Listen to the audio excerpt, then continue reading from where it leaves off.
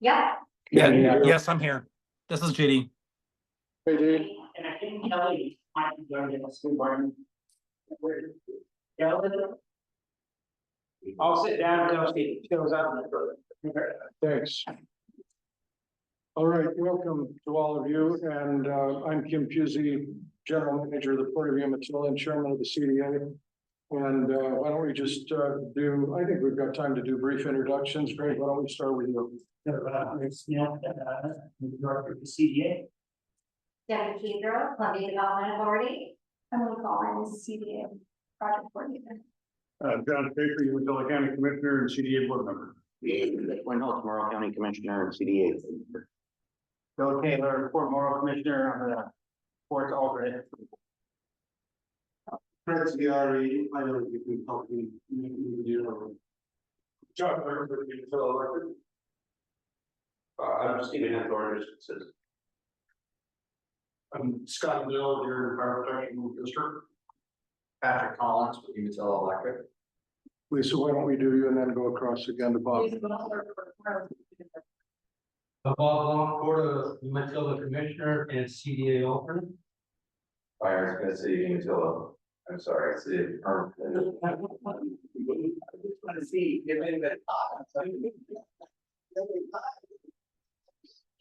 Yeah, Norm, when the counter prototype started 2 weeks ago, there in Umatilla County.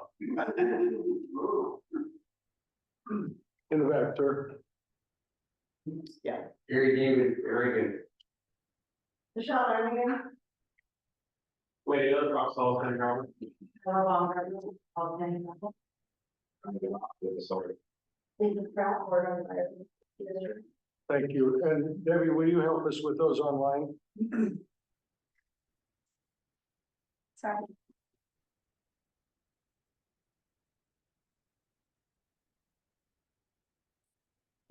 Emily Wilson. If you take roll of those online, so we don't lose you. We're gonna start with everyone on line. We have Ian Hunkers, can you introduce yourself?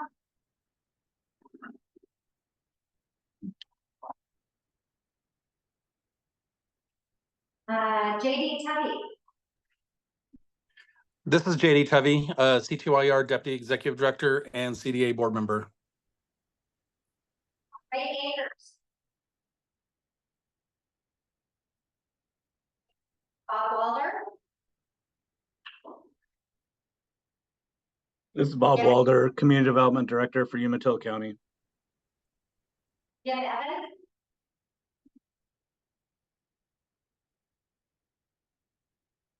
We have Chris Grant on there twice. Hi, yeah, Chris Grant, Fire Chief, Umatilla Rural. We have David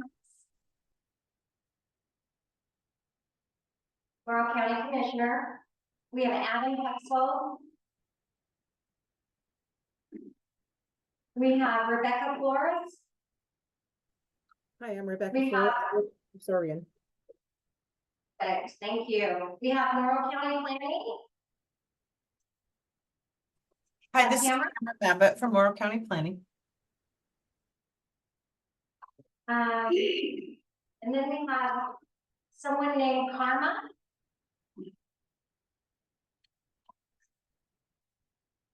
Okay, and then we have Citizen 51. Do you want to introduce yourself?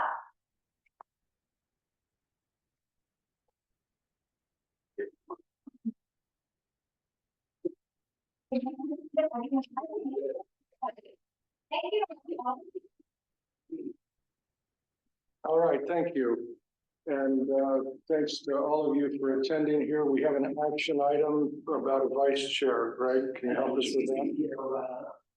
With the replacement, Lisa Moore from the as the Port Morrow representative, create a vacancy with the vice chair. So we're looking for nominations for the vice chair, and I look to the board members and alternates who are filling in. I'll move to appoint John Schaefer as the vice chair. I will second that. Been moved and seconded that Commissioner John Schaefer serve as vice chair. Those in favor indicate by saying aye, or do you want to do a roll call? You can just do I. Okay, aye. Aye. Aye. Oh, great. Welcome, John. Appreciate your service. Thank you. And, oh, I'm sorry, JD, I didn't hear whether you voted affirmatively or not. Aye, that'll be, Great, unanimous. I appreciate it. We have some other action items here. Action item number 1, approve CDA board meetings of November 28th, December 11th, executive session on January 8th. Can we do all these all at one time? Yes. Just in a single motion? Okay. Looking for a motion to approve the consent agenda. I will so do that. To approve it. Moved by Joe, I'll second. seconded by Jeff. Those in favor indicate by saying aye. Aye. Aye. JD, I'll abstain since I wasn't there. thank you. That motion carries. We have an action item to approve the CDA BEO of November, December, January, February statements. And Debbie, can I look to you if we need more detail on this, or is this self-explanatory enough for those that are on the board to proceed? So I was there with you, the beginning, and probably the most important part thing is, the CDA, that is obligation to the US Army, was payment of 960,000. And, we could be the terms of the letter of credit with that piece of competition. And can I just ask if you heard from everyone, each of the members as to their contribution for the 960,000? Did you receive the payments from each of the members, or? Okay. Yes, each of the 5 parties, each. Okay, great, thank you. Welcome, Commissioner, glad to have you here. Just moving here through the consent agenda, and your alternate filled in Okay, perfect. in your absence. And if you could, sir, we've just gone through the introductions. You mind introducing yourself? I'm Mike, fire chief, former fire. Great, glad to have you here, Mike. Thanks, sir. And we're in the midst of this motion to number 2, the approval of the financials. Looking for a motion on that. I'll move for approval of the financial reports for November and December of 2023 and January, February of 2024. Thanks, Jeff. Second. Moved and seconded. Those in favor indicate by saying aye. Aye. I'm gonna abstain. We have one abstention, JD. Aye. Thank you. Greg, we have a lot of public hearing here, and I'm hearing some people from fire service districts and so forth. Would it be okay if we went ahead with the public hearing portion here, so that some of these folks don't have to stay through all the rest unless you're inclined to do so? Do that. You're okay with that? We can accommodate whatever you want. Okay, members of the board, you're okay with that? Just go ahead and accommodate folks that might be busy elsewhere. Okay. So, Mr. Chair, from those who are public hearing, I need you to call in and let me read a little script here. Now, all right, please do. Okay. Thank you, Mr. Chair. The Board of the Columbia Development Authority and the form by intergovernmental agreement between the County of Morrow, County of Umatilla, Port of Morrow, Port of Umatilla, the Confederated Tribes, the Umatilla Indian Reservation. Herein after referred to as the CDA, acting in the capacity of the local contract review board. I read wrong there. Different script. Yeah, we get a different script.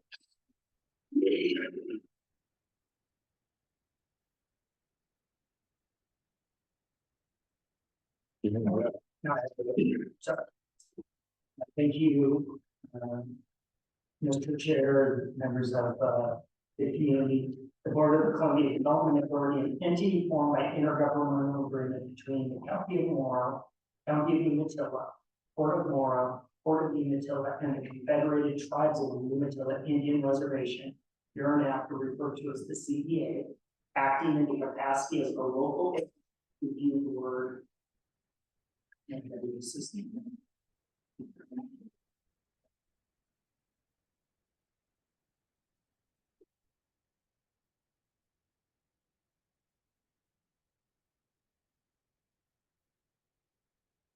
So, Mr. Chair, if I understand you correctly, you're looking not to host a public hearing, but rather you're looking for public. I'm just looking for public comment. There's a public comment period that I'm referring to here, not this specific item that you read in the script on, and I apologize. So if there's anyone here from the public that would like to make a statement regarding any topic that would come before the CDA, I don't think we have to go through a long script on that.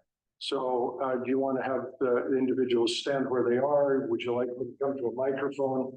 Whatever you prefer. Why don't we just have them stand, if that's okay? I believe the owls will pick them up. Okay.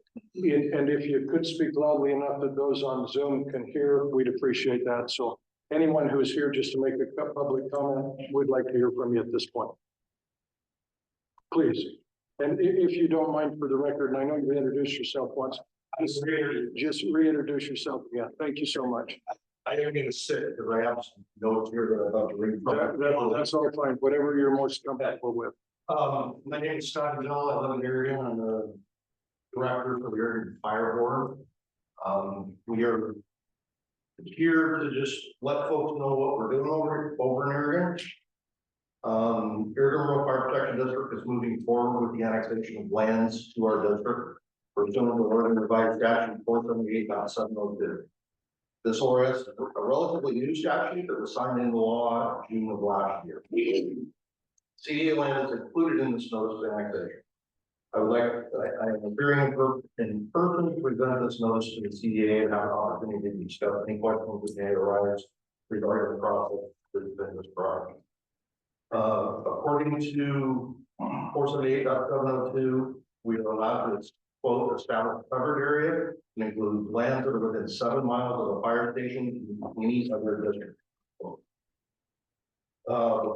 Before establishing a covered area, the district intending to include the land must send a notice to other district or districts.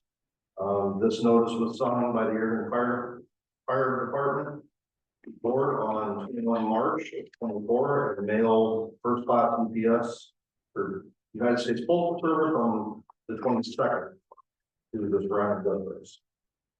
The statute also provides a process after the notice has been sent, describing the timeline for implementation. After the notice is mailed out to the notified districts, or mailed out, the notified districts will have 90 days to reply. If the notified districts do not reply, the land may be included. If the notified districts do reply, there's another 90-day period in which they can, quote, negotiate good faith to determine which district will include the lands, unquote. If there is no resolution within the second 90-day period, again, quote, the districts in which the fire station that is closest to the land is located shall include the lands, unquote.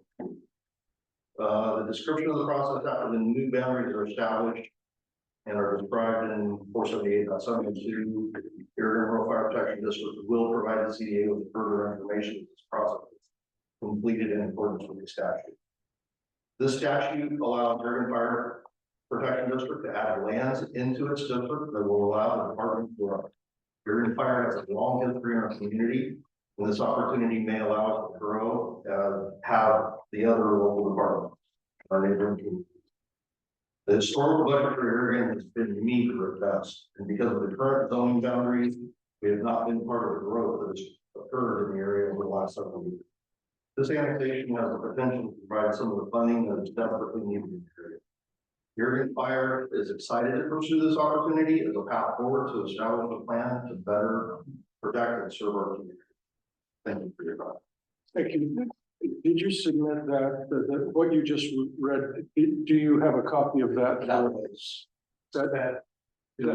That's been sent. So that was certified. That was sent. I'm assuming that was received. Great. Thank you. And we appreciate that you referred to the statutes and your predicament and the process that you want to go through. And we, as I understand it, we have a period of time during which we can respond. Is that what I heard? Mr. Chair, as you'll recall, this board has already, voted a brief resolution requesting that the city of Oregon emergency services within their capacity, within their area of service, like as we did with the Borden fire and Thompson.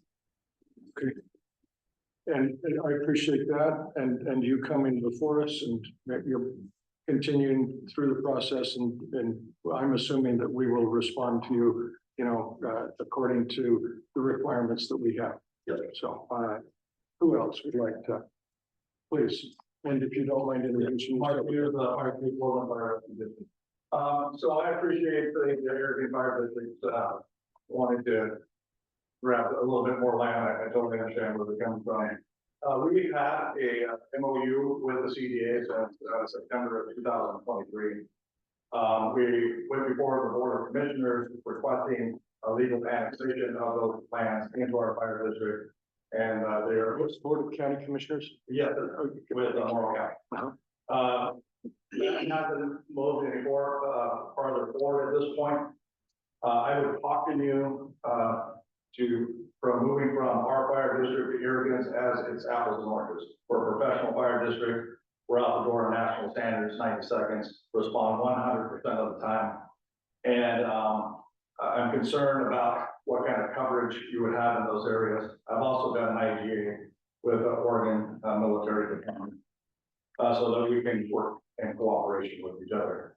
The reason why I say that is, prime example, just this morning, went on to start a fire in Oregon. We were the first arriving units, put the fire out, and then they showed up. So I'm concerned about the global picture of what that looks like. I've given Mr. Rosell some other opportunities where you can close the gap on his finances of BSO. But again, we've had the MOU in place since September. Thank you. Most important thing from the CDA board is that each of you know how much we appreciate your services. We empathize with the predicaments that both of you find yourself in when there are disputes and conversations that need to take place, some of which take place in a public hearing like this. And so thank you to both of you. Who else would like to speak to either this issue or anything else today? Going. Gone. Thank you. So you can just make sure, you want to make sure there's nobody online. Okay. Oh, thank you for that, Jeff. Just ask them to raise their hand. Yeah. Would you let us know, either Emily or Debbie, what's going on online? If other people have a comment? Yes, Mr. Chair, so, we can be clear with the board and the public, we have brought memorandum of understandings before this board, again, for all three emergency service providers. And from the CDA perspective, the direction you giving is to try and collaborate with all three and provide the best response. Right. And it's good for us to reiterate that action has been taken. There's a historical precedent there, but it doesn't preclude you from coming forward, making your interests known to us, and we really appreciate that. So thank you. We're good. Thank you. We're good. Thank you. Okay, thanks so much. All right.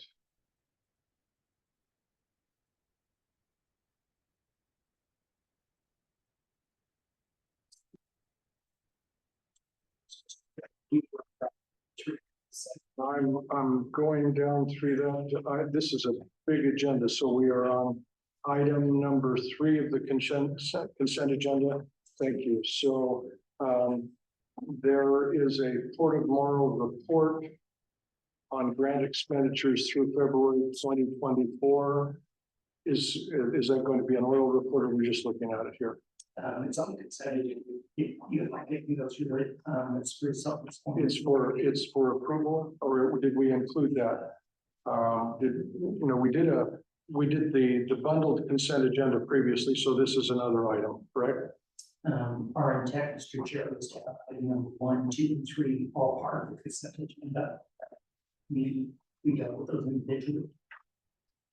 And So we've already taken action on this, is my understanding. Not on number three. On this one? If we have broken it out and approved. Oh, okay, all right. So. Okay, so Jeff, I'm gonna look at you to do what you, so I'll look at you to do what you've done twice before. I'll move to Thank item number 3 in the consent agenda and present it to us. Been moved. Oh, second. Moved and seconded that we approve item number 3 on the consent agenda, the Port of Morrow report on grant expenditures through February 2024. Those in favor indicate by saying aye. Aye. And abstention. And JD, did you hear that? And do you approve? Yes, please. Thank you. All right. Motion carries. We now have an update, and this is going to be Greg, and I'm looking over here at Fred and If I can, Mr. Chair, I'll begin, and it's all right, I'll turn over to Fred. please. So again, just for the public record, so there's no confusion, I want to make sure I read the CDA master plan goals. Columbia County, if you're now referred to as the CDA, will develop and is developing a master plan for a mixed-use industrial and commercial area that will attract businesses that create job opportunities for the local communities in the Umatilla and Morrow counties.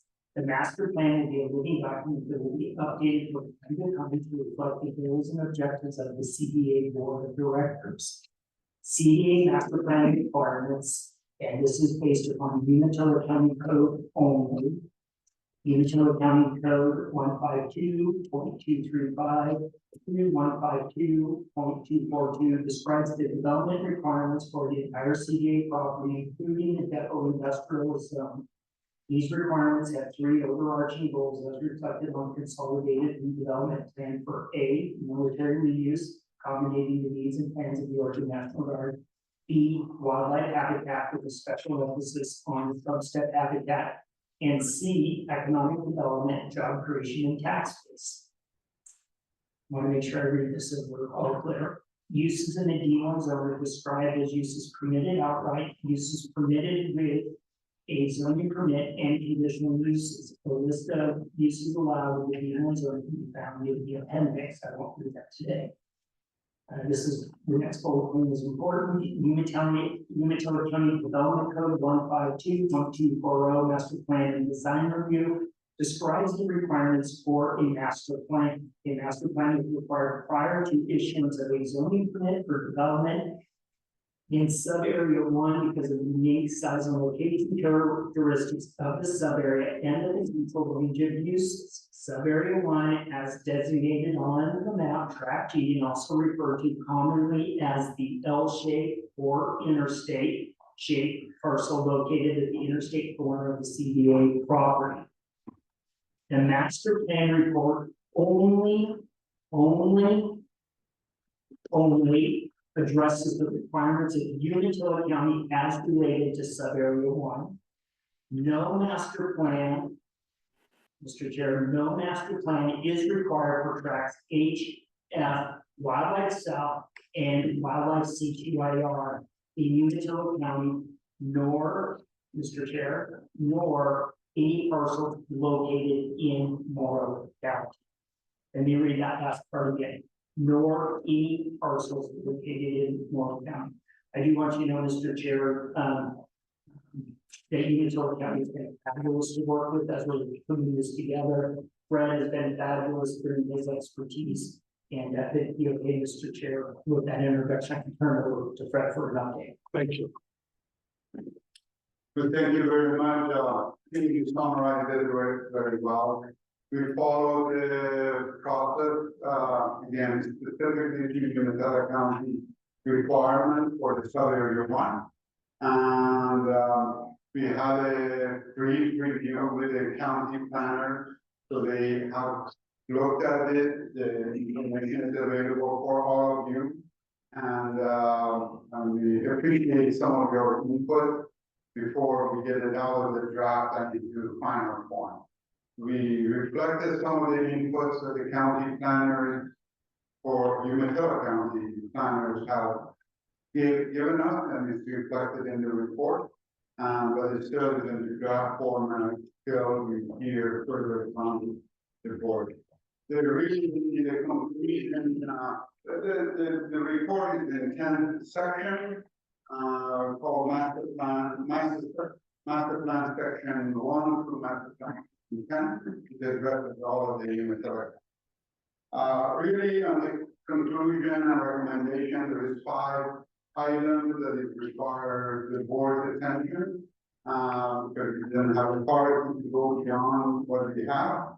And I just, those 5 items that need your attention, we need to address, and this is the request of the Umatilla County planners, address south to north roads to serve the sub-area 1. You just need to get the okay from you to do that. Railroad spurs to serve the large industrial side, you need to come up with a plan on how to do it. We kind of in general address it, but they're asking how we're going to do it. Engineering investigation needs to be conducted to determine cost, location, and size of on-site water treatment plant. We have looked at the water treatment, the only feasible recommendation that we have to develop it in on-site rather than taking it out. There are some good options as far as that, but we need your blessing to move forward, and that will address some of the concerns of the Umatilla County plan. And engineering feasibility study for roads and infrastructure, including setbacks and other requirements that is in the map. And there are some environmental issues that we need to make sure you're aware of and discuss it, especially with the Umatilla tribe. But those are the main takeaway. Outside of that, we are in good shape to move forward and to final. And Fred, I'm assuming this is a working document where there will be additions, there will be amendments, there will be conversations about each of these things as we move into the future as to what is the most viable, you know, at a time yet to be determined. Correct. I mean, some of them, especially when this report, when this master plan requirement was developed by the Umatilla County, which is in 2012 and 14, there was some stipulation what kind of business is coming, but our today, most of the interest are from large to very large scale industrial sites. That's what we have. We haven't had any request for small sites. We broke down the sub-area 1 into 5 acre, 10 acre, 40 acre, and 100 acre chunks, and we designated what kind of industry can go to this area. So it makes it really easy for the CDA staff to show people what do you want. And now it's all mapped out and it's pretty. But some of the code potentially could be amended, and we are getting very good collaboration from the Umatilla County planners on how to do pretty short, really timeline that within 60 days we can amend and move on. So it's not going to be prolonged. If there is an industry that there is a variance with the code, we can accommodate them in a short time. But it will be a requirement to change some. And again, the working documents, there's a mention there about the rail sidings. My recollection is that at a time previously, there were 26 miles of rail lines. We're not intending to use this document to return to something like that. It just lets us know that there have previously been siding. That might be an opportunity that we can work on. Is that what I'm understanding? Okay. And then you got to get authorization from the Umatilla County that is allowed. I think a lot of them is allowed, but some of them are fake, because again, you know, it was developed 12 years ago. But if they interpret it in the right way, we don't have an issue, we can move. Great. But there is something. other questions that people might have? You have Yeah, I'm like, JD on. yeah, who is it? That's JD. JD, please, JD, whatever questions you have. Thank you so much. I think most of my answers have been, or questions have been answered, but my question might be actually for Umatilla County on just making sure this is reviewed for sufficiency and what the next steps are with Umatilla County on review and approvals. Hey JD, this is Bob Walder with Umatilla County. We had a chance to sit down with Fred as well as CDA staff and take a preliminary look at this. I haven't had time to review it to make sure, our requested changes have been incorporated, but we have met with them initially to discuss what's being proposed. And in our conversations, we were very clear to Chairman Puzzi's comments. This is intended to be a living document, so we do anticipate that it'll continue to change as we get more information out there. But yes, to answer your question, we have met with IRZ and the CDA staff. Other questions or comments while we have, oh, please, John. Yeah, so thank you, Mr. Chair. I'm curious, Fred mentioned the wastewater plant. Do you know where it'd be located yet, or is that just we know we need? But that's one of the items in the recommendation to the board from the CDA staff, that you authorize us and probably take some funding to do that, making sure that is done. From preliminary work that we've done with Robert and your staff, is that the area,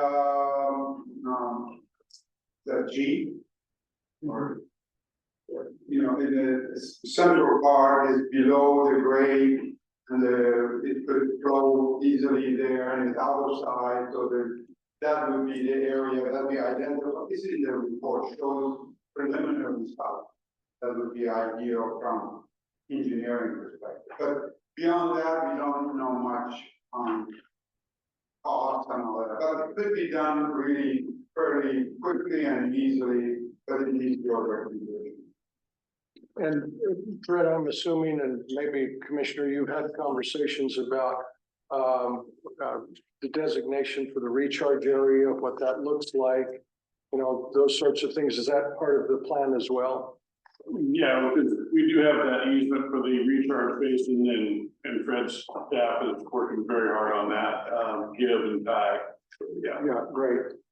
While we're on this, Fred, I don't know that, and I haven't had this conversation with JD, but I know historically the designation of the 4,000 plus acres of wildlife refuge that was designated for the CTUIR. There's another wildlife component out there. I've met with Senator Merkley's staff a couple of times about an act that he put in place more than a year ago called the Monarch Act. And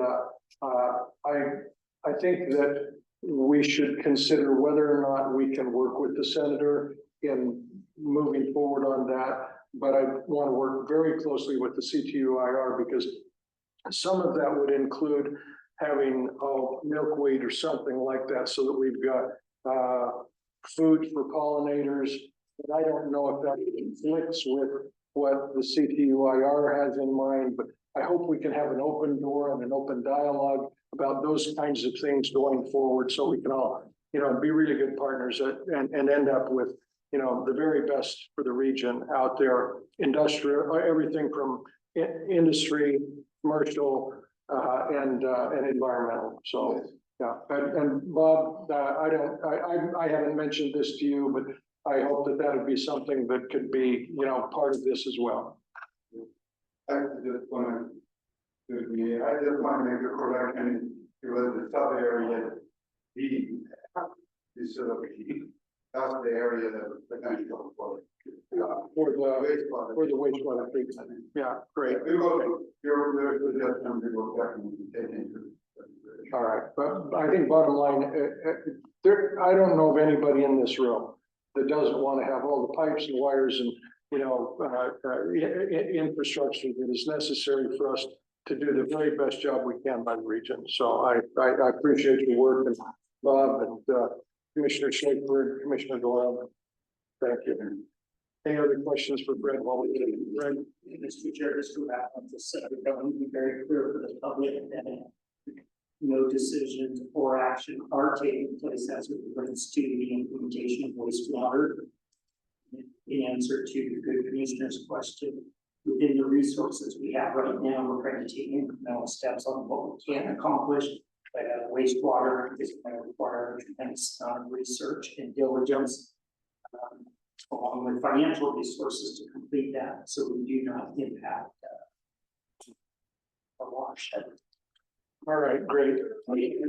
If there's nothing further on that, we're back to House Bill 2017, which is the $7 million that was allocated by the legislature through ODOT for roads and infrastructure out there as well. And is that you, Fred, or Greg? Or? Yeah, it's very Mr. Chair.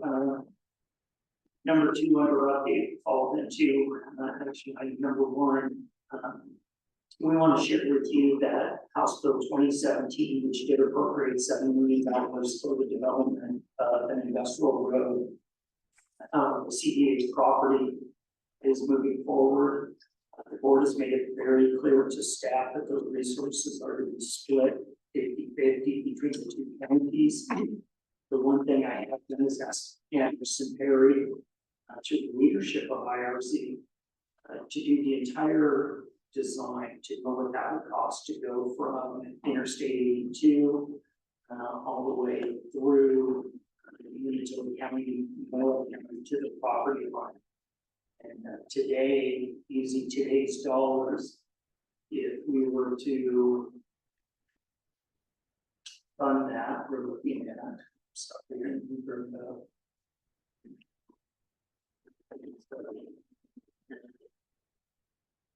there's 14 million, get the exact numbers.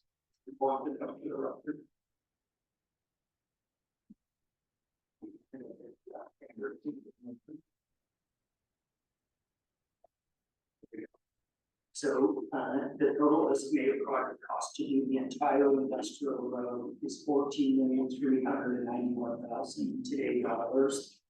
Again, that was mine, the board and public that we have $7 million, of which the board has directed us to do $3.5 million on each side after engineering costs. And so with that said, I have Fred show us what 30% design engineering would look like today. Understand that construction dollars based upon the direction you give it. 50-50. And I was just in touch with Region 5 yesterday or the day before, and if I'm not mistaken, this HB 2017 has an expiration date of December 26. Excuse me, December of 2026. You need to get moving. Yeah, it is we need to get on that, so thank you for that. All right, on these, on the action items 1 through 6, Greg, do you want to do these one at a time and take action? Or can we describe each of them and then take action on all 6 of them with one motion? Mr. Chair, I think we should do one at a time. Okay. If that's okay. All right. Go ahead with action item number 1 then on the 10% road design. Did you just cover that? I did, maybe Fred did. Yeah, we did it, last time we gave you a report about 10%. And then we finished the 30% design. Again, as Greg mentioned, it addresses the entire, from interstate all the way to the Moore County. And then it is your job to decide how you want to split it. But the design and engineering is for the entire. If you want to do a $7 million award, you can be, the numbers are clear how to do it. We finished the 30% design. They are on time and on budget. We make sure this is done. We are moving to 60% design at this time. In the 30% to 50%, we will meet with the Umatilla County, Morrow County, ODOT, and we will have soon a meeting to make sure they're fully aware of it, because by the time you get to 60%, there's very little wiggle room for changes. So we will do that, shortly, next few weeks, probably meet with all the agencies and the county. And we have all the names, I think, Debbie has all the names of the people that we need to include. So that's where we are with the road. It's going, moving forward, and we are, on the time, line that we set. Great. Mr. Chair, I mean, please, John. So I heard what you said, Greg, about the full cost being 14.9. Did they break it up by county by any chance? What it would look like to do just one side or the other? So as of right now, yes, I haven't started me for the full amount. I can have that concluded, because that is a very good question. It is easily, if that's what you want, the backup is easily within a couple hours, we can give you the number. We didn't break it down per se, but it is cost per mile, cost per foot, you know, so it's easily ascertained. So it's not a big issue to give you in any format you want. So I guess the reason I'm asking that question is because unless something has changed since last time we discussed this, in order for the road to get complete on the Morrow County side, a lot of that land is still in EFU, if I'm not mistaken. It has to come out of EFU, is that correct? So what's being proposed to go on the depot right now? No, yes, So there's no EFU? Are you, John, were you talking about Patterson Ferry when that was part of the conversation? Yeah. Okay, I think that's not part of the conversation today, but correct me if I'm wrong. Is that? Commissioner, I believe we're referring to the farm ground that is known as the Patterson Ferry Road. Correct. In that area. So this design does not include that portion. What we ended up doing on the Morrow County side, was actually designing in a roundabout for trucks to come through. So how would the trucks get onto the Morrow County side? A long drive. Through the main gate. Through the main gate at this time. So they'd have to go through the military side. If there are, Well, it's gonna go all the way across to the South Road. So instead of going into the depot, you would go back into Philip, Umatilla County, and so you get.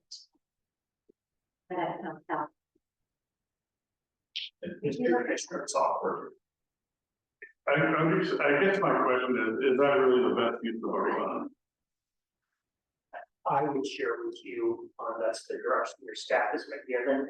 So I think it's the best use, not necessarily. I share that sentiment. So. But at this point, it's still only access that we'll have until to get the CDA property that's in Morrow County. So we have a perishable pot of money with not the best options in the world and some action that we need to take because it's perishable. And that puts us all in a pretty difficult situation. Fred's been doing his job. Greg with another hat on got the money. And now we find ourselves here with costs having gone up and that situation that you just described. So it's tough. We'll follow your direction. We're looking for you to approve 10% road design and 30% road design. We'd love to move to 60%. And once we have the design really work through, we will bring it back to you folks and you'll give us. We got those construction zones allocated. So your recommendation, suggestion, as and I'm using strong director model here, is that the recommendation for the motion is that we approve going forward on the design up to the 60%. Am I correct in that? Yeah, you approved the 10% road design that's been previously presented. You approved the 30% that's before you today and give us direction, staff direction to move forward to 60%. Knowing that staff's objective is to have the entire road engineered for the future. We can't fund the. Whether there's money or not. Yeah. Correct. And if we have a good hand, we get to 90%. We would bring it back to the board. You folks would look at the final engineering and design, say based upon the design and the resources we have, this is how we want the money out. Okay, so if the motion passes today, we get the design. If it doesn't, we're just standing here and the money's perishing, getting perishable. Is that kind of what I'm understanding? And it's actually, What's that? just the Kansas is actually taking for 5 years. Yeah, okay, all right. I'm just being case. So we all heard the recommended motion, which is to take us to the 60% design. And I would be looking for someone to make that motion, and we can vote accordingly, but we don't know that. I just want to clarify, so, but there is still an opportunity to move the funds from one side or the other Most definitely. down the road. Most definitely. Okay, This is only the design. okay. Commissioner, there is an engineering. It has nothing to do with the fund. You will decide how the fund will be allocated. Engineering is this much, the cost will be this much. At the time that we said, I have 7 million, or 6 million, or 10 million. You decide what part of it you do. Okay. Regardless of engineering money. Thank you. Thanks a lot. Appreciate it. You'll tell us what we can buy and. we will. JD, is everything clear for you? Any questions? Yeah, there's a couple microphones on at the same time. I just want clarification on exactly what is the vote? What is the vote we're making? The vote we're making is that we are approving the consultant to go forward to a 60% design on the road that will go according to the design on both sides of the county line. And we're already clear that we don't have enough money to do everything we'd like to do, but this is to move the design forward. So, Mr. Chair, if I could just verbalize what perhaps a motion could look like. Okay, please. It would be something to get, Mr. Chair, I move we approve the 10% road design and the 30% road design, and we direct staff to proceed to a 60% road design. Thank you. Now, we need to put words in the back, is what we should do first time. All right, if any of the members of the board are comfortable articulating what Greg said, I'm looking for a motion. So Second. moved and seconded. Those in favor indicate by saying aye. Aye. Any opposed, JD? I didn't hear an aye from you. Aye. Perfect, thank you. Action item number 2, and as I'm reading this, I'm gonna need some explanation because we've got a water pipeline easement and UEC. UEC always comes up to me as Umatilla Electric Cooperative, but this is water, and I don't want to mix those together. Before we get too far down the road, I will recuse myself as I'm on the board of directors with Umatilla. Oh, great, and thank you for doing that. So you're recusing yourself, not necessarily from the conversation, but from. Well, conversation and the vote. You're not getting. And David can step in my place. Mr. Chair, I want to make it very clear to you, to the board, and to the public. Anytime this conversation has occurred, Commissioner Lindholtz has recused himself and purposely walked away from those conversations. Okay, all right. Who is going to explain item number 2 then? So if I could start off, and I'll turn to Fred and Commissioner Schaefer, if that's and Patrick. Okay, so again, if you look at item number 2, you should see a map indicating where we need to provide an easement for Umatilla Electric to provide power as part of the implementation of the pipeline. Perfect. In addition, Mr. Chair, you'll see the language that has been provided by both by Umatilla Electric and reviewed by our legal counsel for your consideration and approval. I've had an opportunity to look at this. I think it's a really shared group. Okay. Well, that sounds like something that fits Commissioner Schaefer perfectly to make that motion. Well, mine's still spinning, so. Mine too.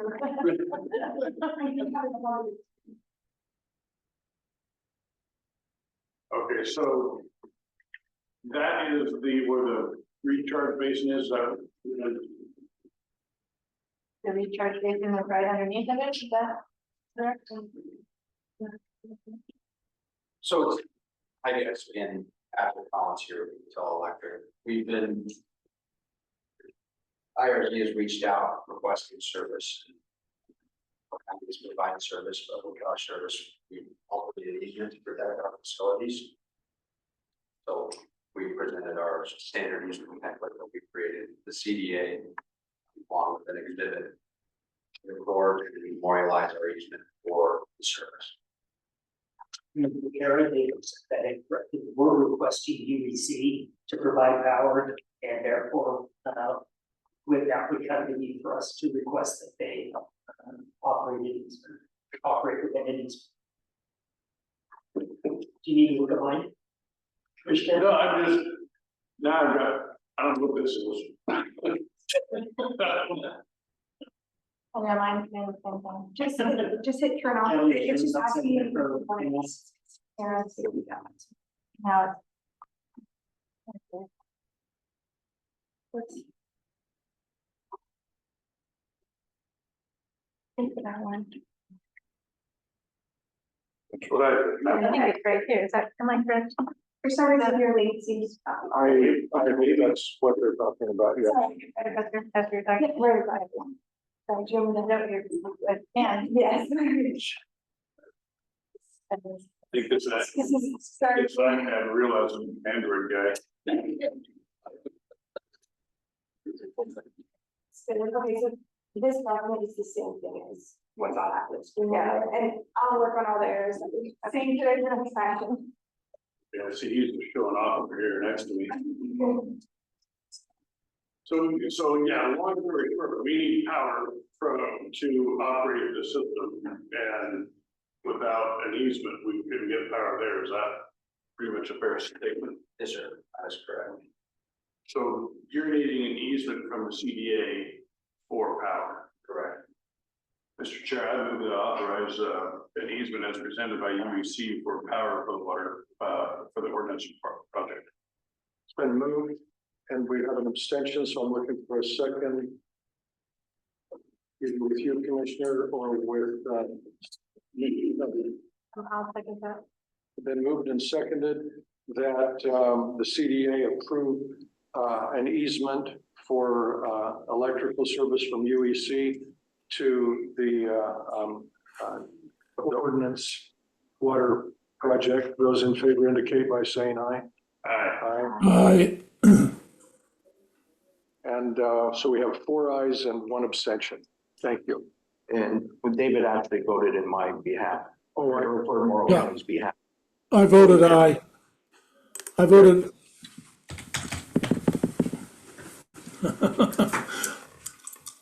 Thank you, David. I can't see that far. So. All right. Oh, and did we hear from JD then? When I heard David, I thought that was JD, so. JD, is that an affirmation? This is JD. I'll vote aye. I just want to make sure that following compliance with state and tribal historic preservation office when any constructions are done during that easement. And I think that's I think that's affirmative. He just wants to make sure that, you know, go ahead and say it again. We record the permit with all the agencies that are required. Yeah, you have a verbal assurance that that's the case from a representative of UEC here, Patrick Collins. We actually have Tara Farrah-Furman and her team are doing a cultural survey along that route soon for that. So, Okay, Mr. Chair, please. in the interest of the CDA, we want to remind the board that we have an understanding and your oral memorandum of agreement, which title with the letter H representing until that authorizes this board to proceed forward with development on those properties that are subject to this conversation. Okay, great, thank you. Motion carries. Item number 3, gate replacement at Westland and Lamb Road. And Mr. Chair, once your events, I suppose will recall we had a public safety incident in which someone went through our fence with the police following them and destroyed our fence. So it was a parade, High high-speed parade. expensive parade. And the special districts folks who we over insurance with, hold our insurance paid a partial replacement cost of $5,720. Debbie did a ton of digging to find us the best price we could get, and that turned out to be $19,700. And so we have a little bit of a gap there.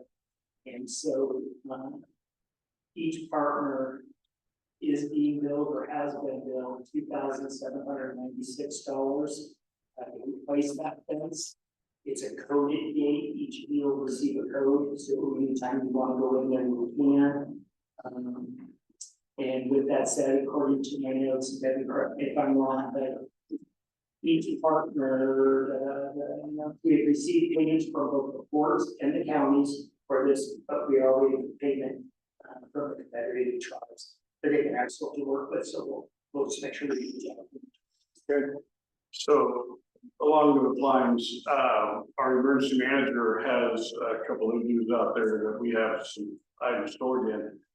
And he's needing a code.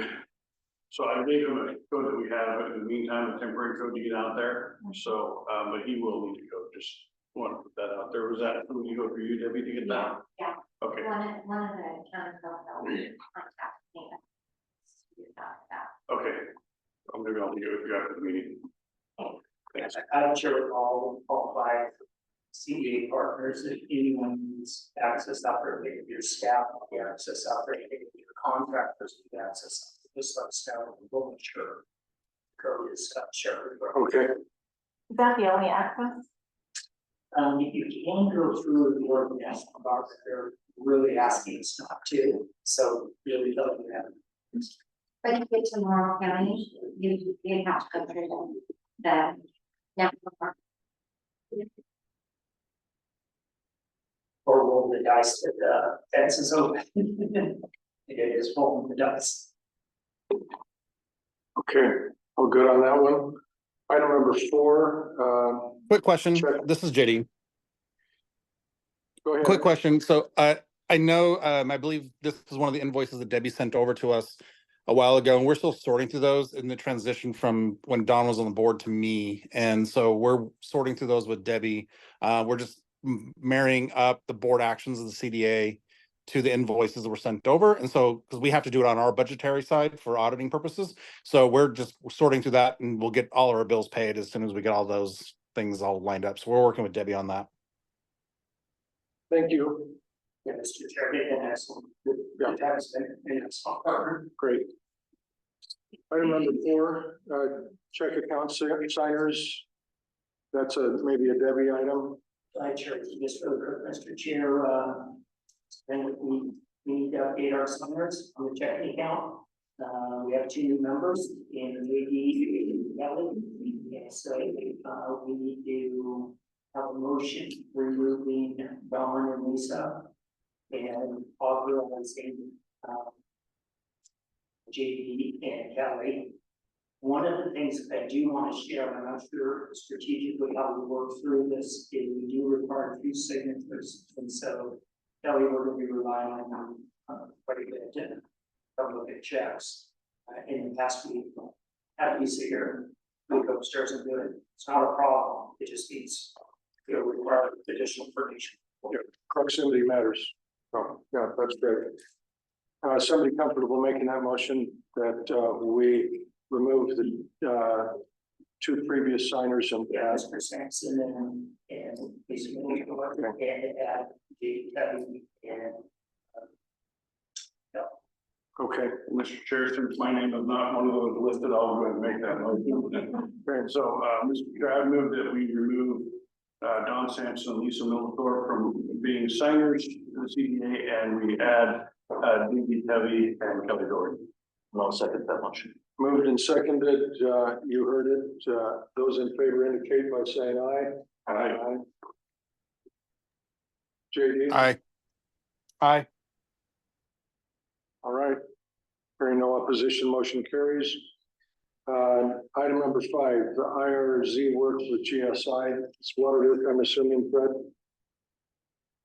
So, Mr. Chair, on this one, we're looking for authorization to proceed forward on a work order that I'm requesting from IRZ to study the gravel activities and opportunities around the recharge area, with the understanding that we're looking at it from how do we protect our groundwater and our recharge opportunities. We want to know what the opportunities are, what the limitations are, et cetera.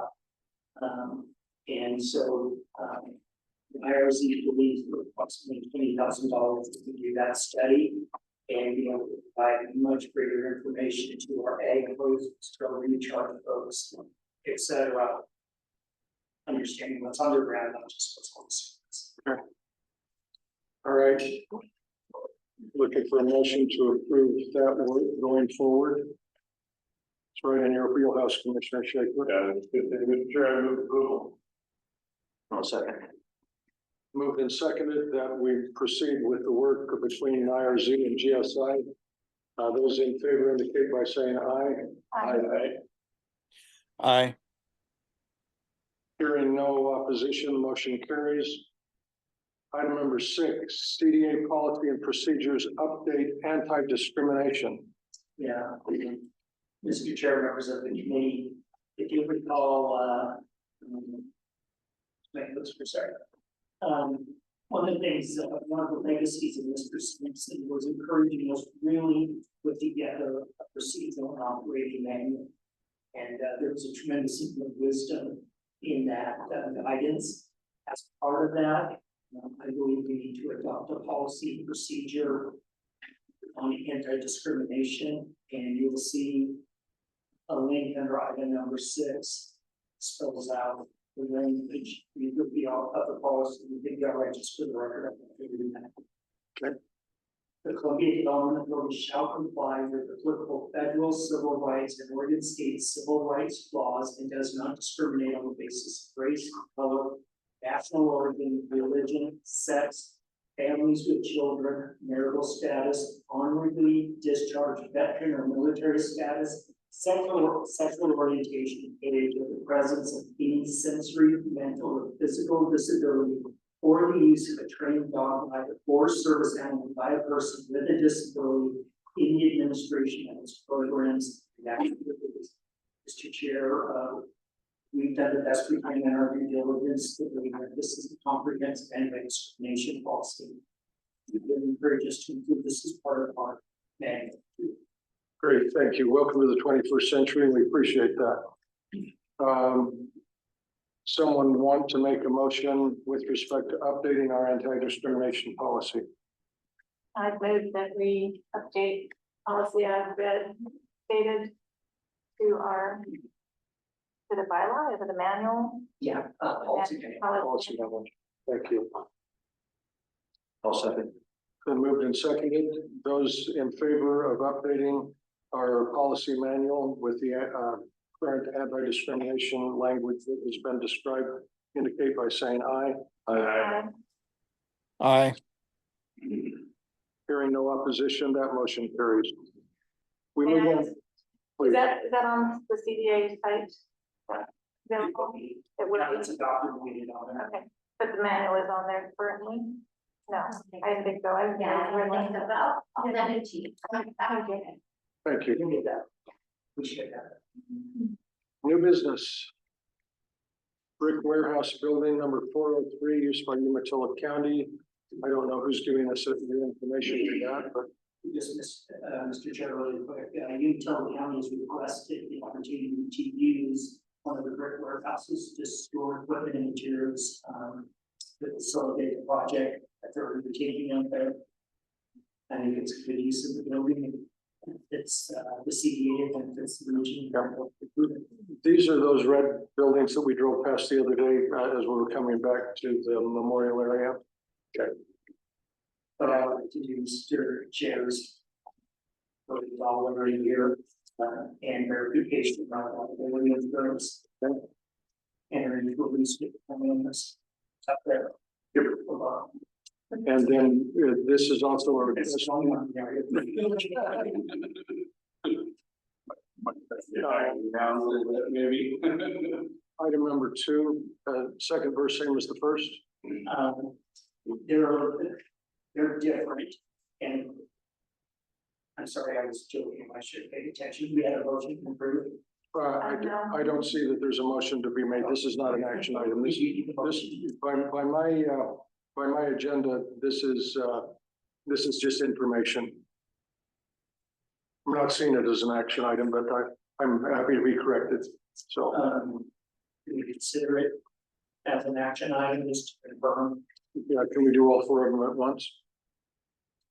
After you give us the information, or? Yes, sir. Okay. Yes, sir. All right. Will you tell us about item number 2 then? Thank you. Following item number 1, item number 2, we have received, inquiries, of potential use of leasing the remaining warehouse buildings. In addition, and then the site warehouse storage buildings. I have worked with these folks in another capacity in the past, so I understand the financial capability of the folks who are interested. And at some point in time, based upon their need, their use, a judgment amount of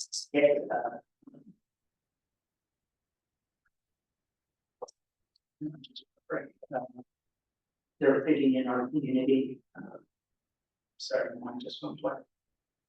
And then update of financials and they will release to you for consideration. But right now, I'm not ready to do that, but I just wanted to do. So this is that you've had a conversation, but we're not taking action because that's a $14 million asset, as I understand it, based on an appraisal. And we just talked about $1 for the brick warehouse. We're not talking about $1 for that one. Yes. Okay. All right. And what I would share with the board is, as you folks proceed forward, if there's more we can help you determine the value, either over appraisals and figure out what the real rental market is for the private sector. Yeah. So maybe, Mr. Chairman, since item 1 is substantially different from item 2, maybe I will make the motion, and we know the trusted partner that's going to be renting and using building number 403. So I would make a motion to authorize Ray to move forward with the lease for building 403. On item number 1. Yes. Yeah, you're a clairvoyant. Thank you for reading my mind. The complexity led me to the same conclusion. So we have a motion on number 1 for the $1 a year for number 403. Second, somebody. Mr. Chair, I'm gonna actually abstain from that one. Okay. Where that's entering into a deal with Umatilla County. I'm gonna second that for discussion. Okay. All right, so it's been moved and seconded on item number 1, that the brick warehouse building number 403 be utilized by Umatilla County according to the terms and conditions we've discussed here already. And Mr. Chair, I want to be very clear for the record that Commissioner Schaefer has not been part of this conversation. These conversations have occurred with other individuals. And so while he's recusing himself today, I also just want to make sure it was understood. He's not been part of this. Okay, and it's not for a hobby aircraft or hot roddies rebuilding or anything like that. Yes. Okay, all right, sorry. Okay. Been moved and seconded. You heard the details on that on this item number 1. Those in favor indicate by saying aye. Oh, sorry. Oh, please. Dan, you vote. Commissioners. Probably not, because my reason for refusal is Umatilla County.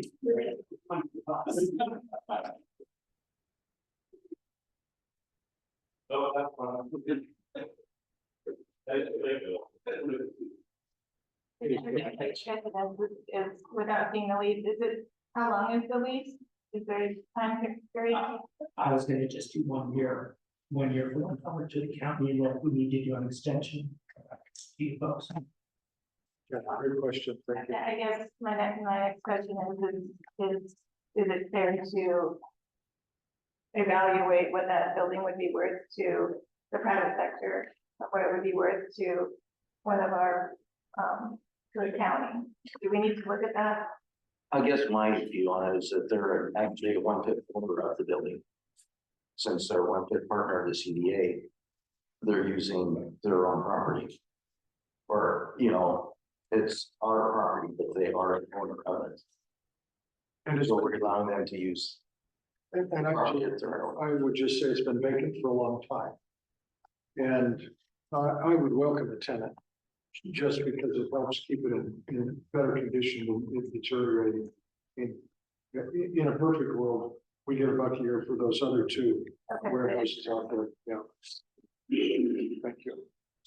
Chair, that's a very fair question on that, and because it is a partner, I concur with what's been shared. In the future, as we look at leasing, we already need to make sure that we're charging market rates based upon appraisals. So And that's why item number 1 and 2 is essentially different. Okay, any other discussion about that item number 1?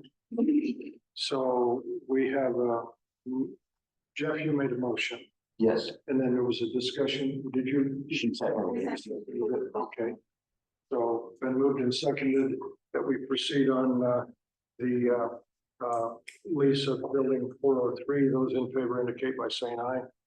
Aye. Any opposition to that? JD? Aye. And we recognize the abstention by Commissioner Schaefer, and the motion carries. Item number 2, I would rather take that off the agenda it's just, rather than taking action on that at this time, other than to say that there have been other inquiries. I've had conversations with people about the D-mill site as well, and I don't know that we have to take any action on this one at this time. so it's just. All right, staging area lease. And this is very similar to number 2, in that I'm just updating the board on communication that staff is having. There's a request to lease approximately 60 acres for 2 years. Down near Anywhere out of the depot.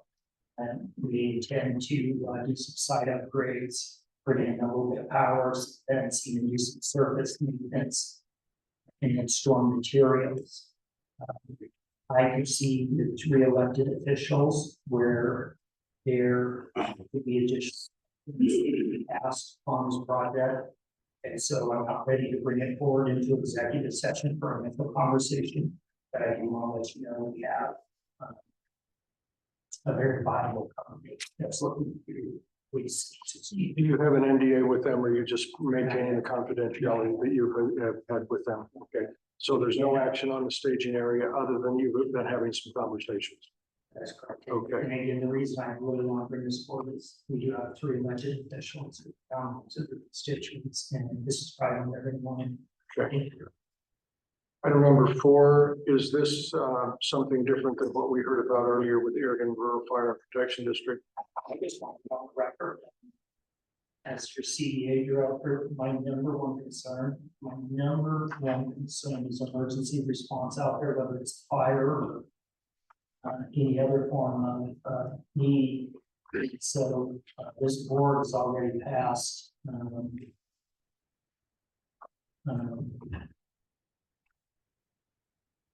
request for what happens.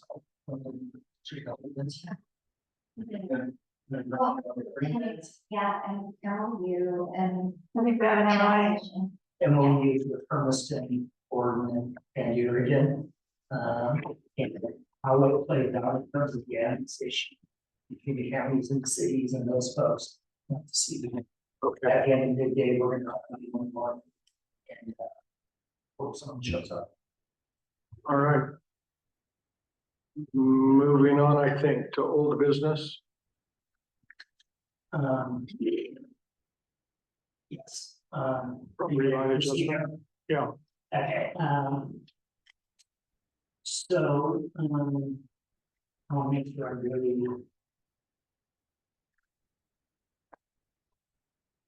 clear in how I share this. Okay, so this is regarding the CDA and CGIR property line adjustment updates. This is an action that we're taking as a required step with Umatilla County Planning. To simplify this, the CDA is seeking approval of a three-step process in which each sequence alters property boundaries with the desired result of arranging 13 units within the CDA with confederated tribes.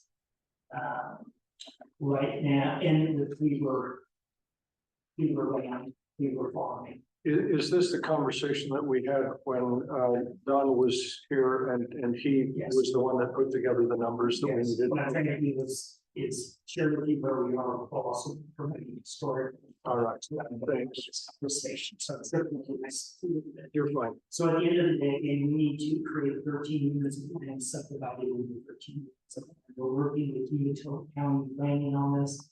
At the end of the day, one of the units will be the Cleaver land as part of the rental sales agreement that was entered into years ago. 5 of the units will go to the Confederated Tribes of Umatilla, and the remaining will come to the CDA. Is the Cleaver the one in the far northeast corner of the map we are looking at? Okay. Right. And so, we're not ready to proceed forward yet on this, but again, it's an update. And we work very closely with the legal counsel, Confederated Tribes and the bars. We think we reached a very cordial agreement. We're just waiting for some of the final survey work to be completed. I would anticipate the next month's meeting will be bringing on a formal document for reconsideration. Great. And those who are reading this has been an ongoing conversation. That we're here. I have a question, Jake. Is this costing us anything? Is the land Indian ground has already been transferred, correct? No, my question has not yet. Is there any cost to the CDA to divide this that way? And why are we dividing it? Why are we dividing it and not once it's transferred? The legal costs are associated with it right now. Is that correct? There's an agreement, I don't have it right in front of me, but there's an agreement where the Confederated Tribes of Umatilla are picking up a portion of the expense of the subdivision of their parcels. And then the expense on our side is picked up for the CDA. So it's To our economic adjustment. So, and I can get you the language on that, but there's a separation prorated out based upon the work effort of CGIR and CDA. So it's only on that section of the ground. That doesn't have anything to do with Umatilla County portion. We're not dividing any of the Umatilla County portion at the This is same all, time. I mean, it has Just nothing to do the- with Morrow County. Right, just the CGIR properties. Correct, and the properties on the Umatilla County side. Okay, and that's a requirement of the Umatilla County planning, Morrow County. Just not pass that through. To divide that. Correct. Everybody okay? More comments, questions? Thank you. And I apologize for tripping through, I was trying to update policy, the historical, and then you took very good job.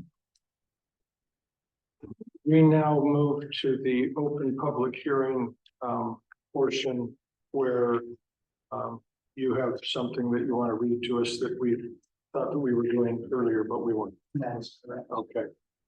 So, Mr. Chair, members of the public, the board of the Development Authority and the agreement between the County of Morrow, County of Umatilla, Port of Morrow, Port of Umatilla, and the Confederated Tribes of the Umatilla Indian Reservation, hereinafter CDA, acting in the capacity as the local contract review board, will conduct a public hearing on March 26, 2024, to review and take comments on the draft findings of the adoption of an exemption from competitive bidding, the ORS 279C .335 2.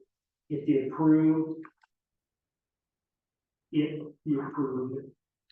approved, the exemption would allow the CDA to solicit and award a contract pursuant to a design build alternative contracting method for public improvements associated with the design and construction of the South Oregon Trail parking lot and interpretive area and the 1944 explosion site fencing and interpretive area.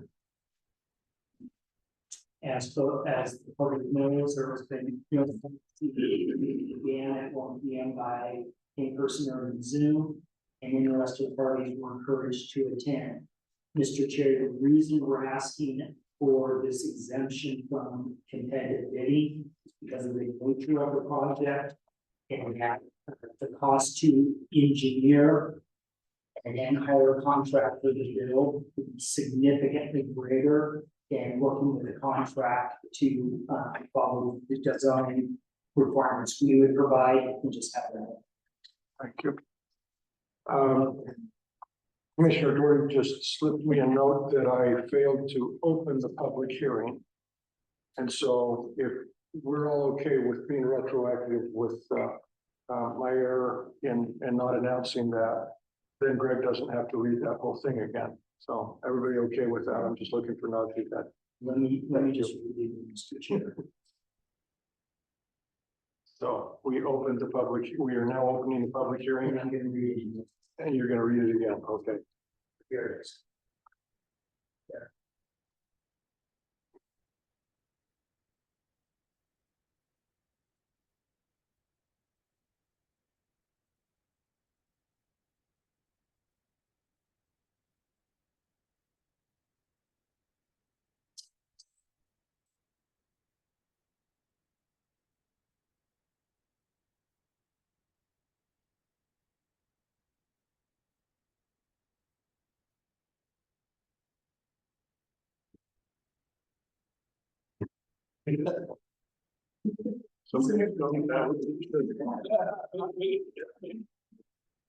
Here we go.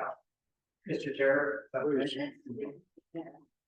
You should read that. So the CDA, Mr. Chair,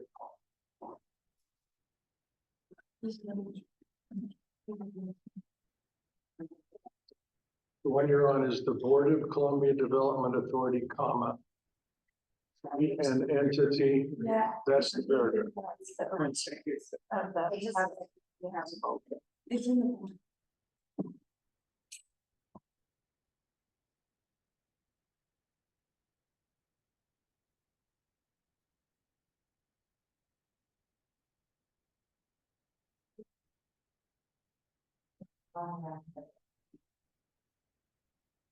so we have this.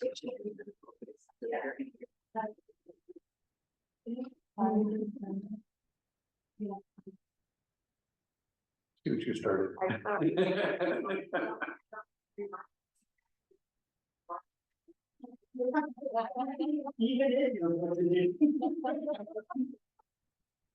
This isn't clear evidence that the future of the world as we know it is in the hands of capable women. I don't know what is.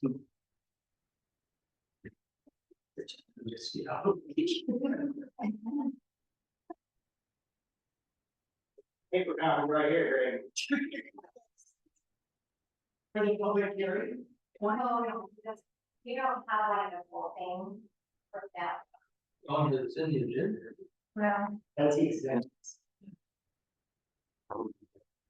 Now, we're getting at. Please, right here. Since they opened the public hearing. No, I know they have to. Everybody's got it. I'm not out of it all. I leave you that. thank you so much. You just take that. Great. Yeah, you just read it.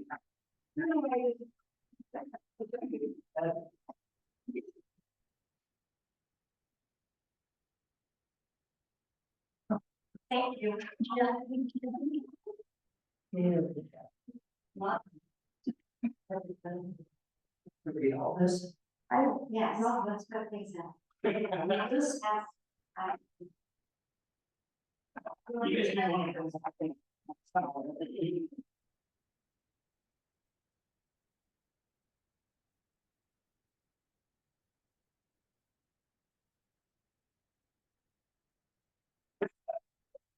These are actually great. Here we go. I'm sure I have to read all of this.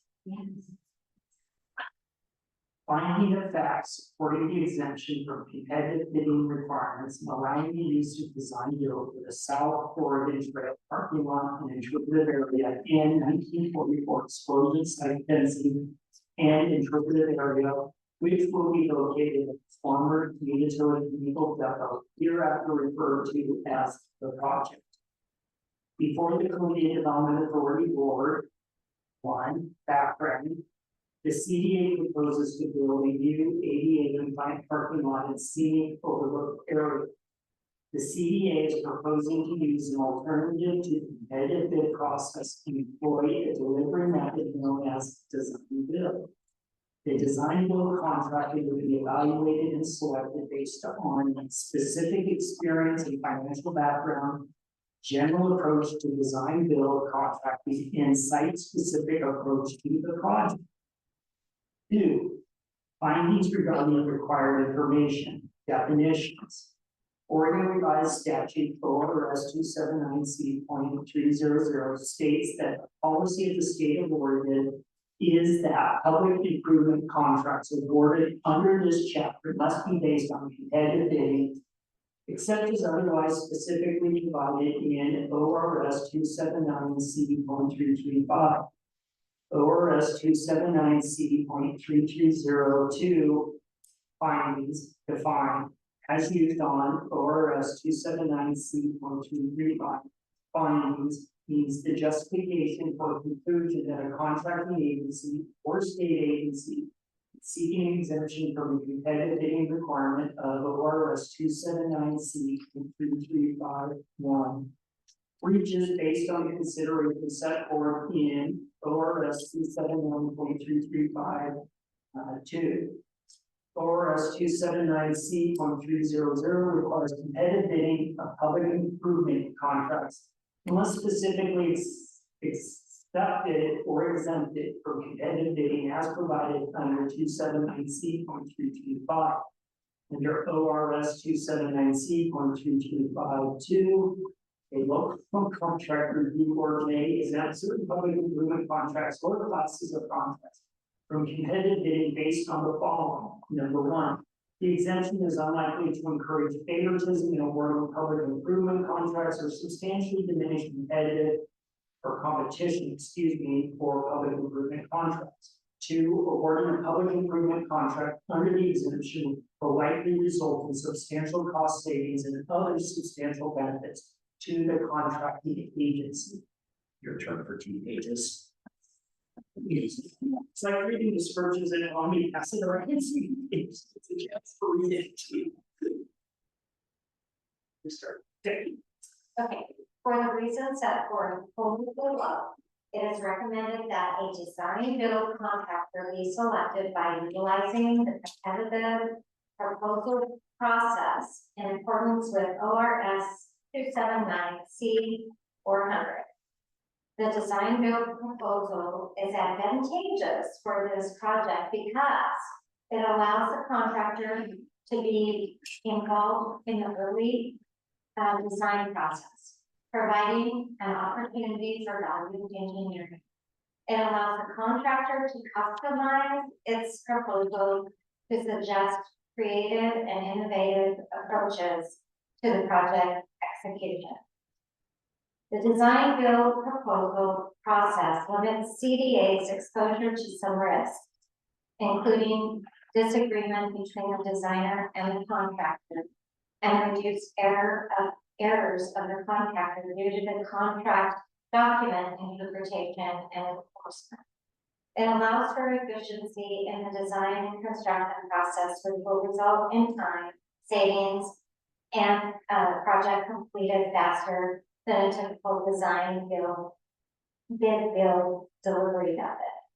ORS 279C.335(5)(a) states that a contracting agency shall hold a public hearing before approving the findings required by subsection 2 of the section and before a local contract review board grants an exemption from the competitive bidding requirement for a public improvement contract or a class of public improvement contracts.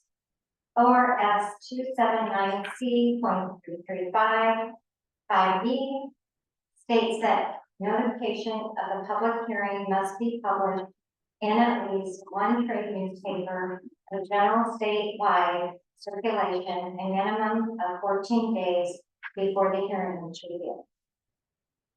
ORS 279C.335 5C states the notice must state that the public hearing is for the purpose of taking comments on the draft findings or an exemption from the competitive bidding requirement. At the time of the notice, copies of the draft findings must be made available to the public. At the option of the contracting agency or state agency, the notice may describe the process by which the findings are finally adopted and may indicate the opportunity. ORS 279C.335 5D states at a public hearing, the contracting agency or state agency shall offer an opportunity for any interested party to appear and comment. Then findings regarding competition. The design build contractor will be selected based on specific experience and financial background, general approach to design build contracting, and site-specific approach to the project. Based on these criteria, the exemption from the competitive bid process for this project is unlikely to incur favoritism in awarding public improvement contracts or substantially diminish competitive competition for public improvement contracts. The following facts support this finding. 1. Solicitation advertisement. Pursuant to ORS 279C.360, solicitation will be advertised in the Eastern Government. Number 2, full disclosure. To ensure full disclosure of all qualification requirements, a solicitation package will include the criteria that CDA will use to evaluate the proposal for the design build contract. B, how the CDA will use interviews in the procurement and how CDA will evaluate information obtained from the interviews. C, description of any other criteria CDA may consider selecting a design build contractor, including proposer qualifications, proposer experience, organizations, and key personnel, project. D, describe or description of how CDA will combine scoring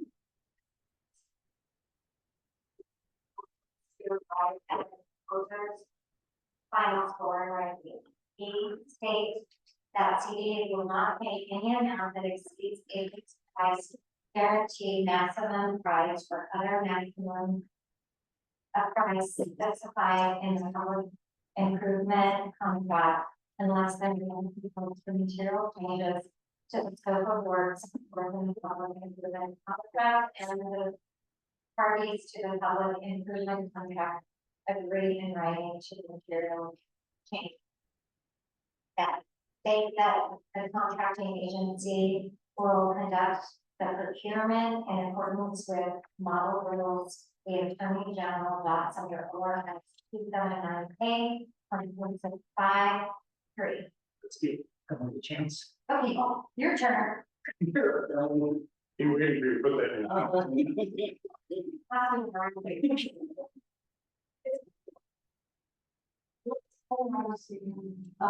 We're getting close. Selection process. The selection process. Emily, do you mind putting this on 2.0? Sure. You mind putting this on 2.0? like unaudible, just. I know. Talk fast, that's what you're saying. Specify deadlines and time periods clearly that allow prospective contractors a reasonable opportunity to submit proposals. 3, selection process. The selection process and negotiation will include the following elements. A, prior to submission of proposals, CDA will provide an opportunity to interested contractors to conduct a walkthrough inspection tour of the site. Knowledgeable representatives will be available to answer questions about the site. The purpose of this pre-proposal conference and site visit is to answer any questions regarding the RFP, proposal procedures and administrative matters, and to clarify technical matters. Each of the selected proposer submissions will be reviewed for completeness and compliance with the minimum requirements listed in the RFP. CDA will score the proposals. The score will be combined into overall scores for each proposer. Based upon the final scores, the evaluation panel will rank the proposers and provide an award recommendation. Upon expiration of the management award protest period, CDA will seek to enter into contract with the top ranked firm. If successful, CDA will seek to enter into contract with the next ranked firm. This process will continue until the CDA has entered a contract with a qualified proposer. Findings regarding competition, cost savings, and substantial benefits to agency. RS 279C.3352 states a local contract review board may exempt a public improvement form the competitive bidding requirements of subsection 1 after the local contract review board approves the finding that the exemption will likely result in substantial cost savings and other substantial benefits to the contract agency or the state agency that seek the exemption. Based on the local contract review board's consideration of below factors, an award of a public improvement contractor under the exemption will likely result in substantial cost savings and other substantial benefits to the CDA. 1, persons available for bid. There's a limited base of contractors qualified to do the work required within the time required by the CDA. Using a design and build contractor will mitigate the risk of having contractors not qualified to perform the scope. The project will be advertised and distributed. 2, construction budget and operation costs for completed project public improvement. The design and build contract format allows for direct consultation during the design for the contractor performing the work. This opportunity fosters value engineering discussions, which improve efficiency of construction methods and can capture the end product by fully considering constructability challenges. Overall, project costs will benefit in cost savings.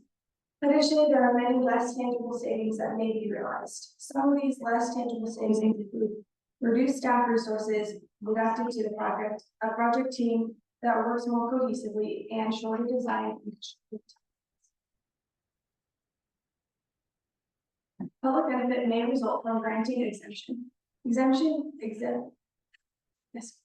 Expected benefits of the exemption include 1, contractability and plan review, 2, cost savings, 3, greater cost certainty of the budget, and 4, faster completion of the project. When compared to the typical low bid method of project delivery, the design build method provides opportunities to expedite the schedule and improve overall project quality, thereby reducing the overall impacts to the public during construction.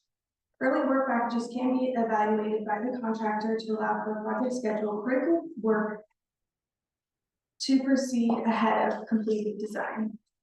Under the design build approach, the contractor will be responsible for the design and structuring the project for an optimal schedule.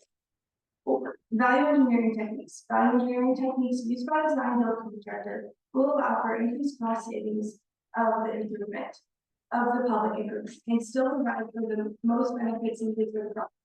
Techniques would include review and analysis of design costs, processes, and materials for best use. Redaction of schedules, additional and varied items for reviews can allow for cost and benefit savings, as well as estimating and construction processes, materials used, labor, and costs. 5, cost and availability of specialized expertise. The design build contractor needs skills in design, building methodology, and administration. The design build contractor will provide a complete budget and phasing plan with no cost for beginning construction work at the site. Likely increases in public safety. The design build contractor will determine and incorporate special prosecutions to ensure public safety and work crew safety in the expedition of work. Additionally, the design build process allows for screening of the potential contractor and their safety record, which is not possible in competitive bid methods.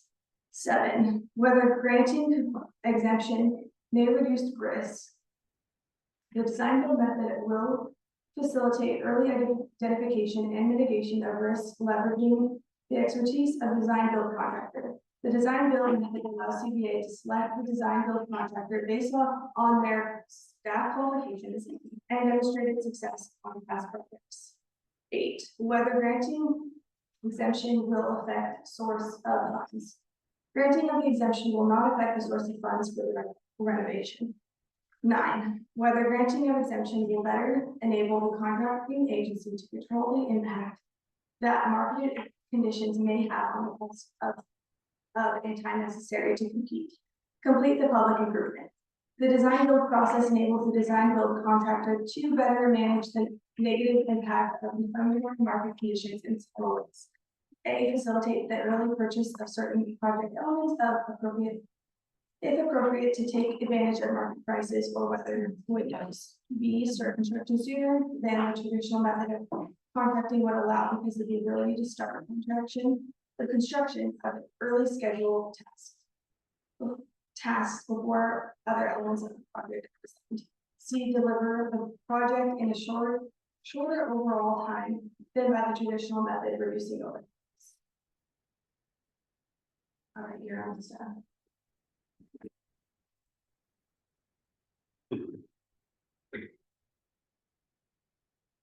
This is almost as long as that concourse in the airport at Salt Lake. Alright, 10, whether granting exemption will better enable CDA to address the size and complexity of the public improvement. The design build contractor selected in large part on qualifications, the practical benefit and collaboration within the design build team regarding design, construction, and related issues. Risks are better identified, understood, and managed. Problems are solved proactively with the likelihood of resolving technical complexities enhanced without impacting schedule and cost. Traditional bidding methods do not allow for designer, owner, contractor interaction during design development to resolve technical issues most effectively. 11, whether the public improvement involves new construction or renovates or remodels an existing building. The public improvement involves new construction. 12, whether the building will be occupied or unoccupied during construction. The project will be unoccupied during construction. 13, whether the public improvement will require a single or multiple phase of construction. The public improvement will require a single phase of construction. 14, whether the CDA has retained or will retain persons and agents with necessary expertise and substantial experience. CDA has retained persons and agents with necessary experience. Now we're to 5, conclusion. In accordance with ORS 279C, the Board of the Columbia Development Authority finds that given the above procurement process, selecting a design build contractor pursuant to the exemption is unlikely to encourage favoritism in the awarding of public contracts or substantially diminish competitive competition for public contracts.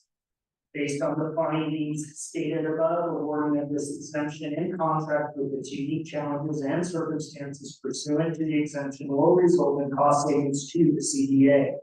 The Board of the Columbia Development Authority recommends that the design build delivery method be implemented for the project.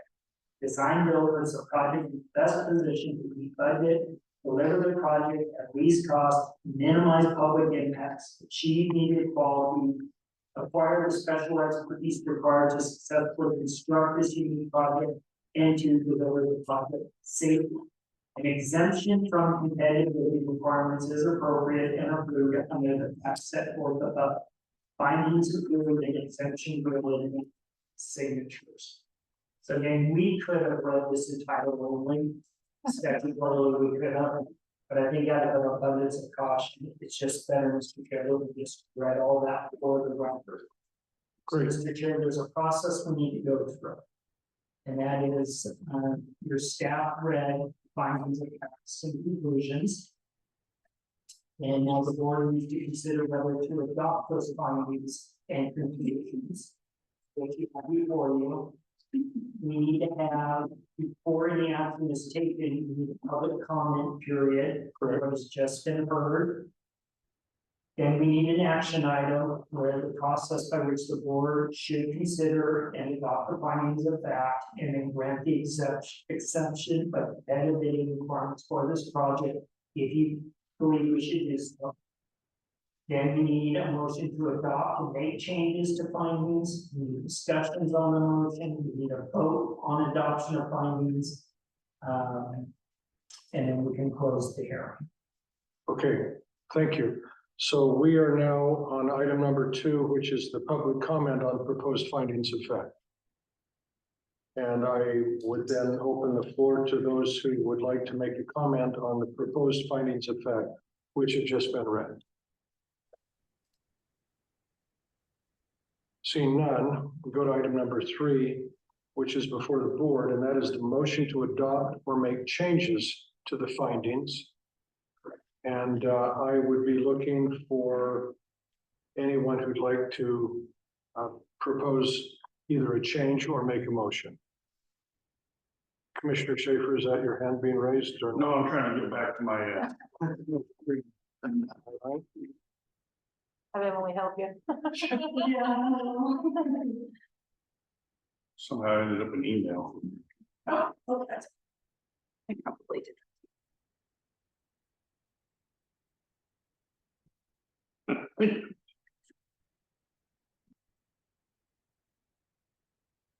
Again, we are on item number 3, motion to adopt or make changes to findings. I have none. So I'll make the motion to adopt the findings as read. It's been moved that we adopt the findings. I'll second that. Moved and seconded that we adopt the findings. Those in favor indicate by saying aye. JD, Aye. motion carries. You can ask him if he has anything else.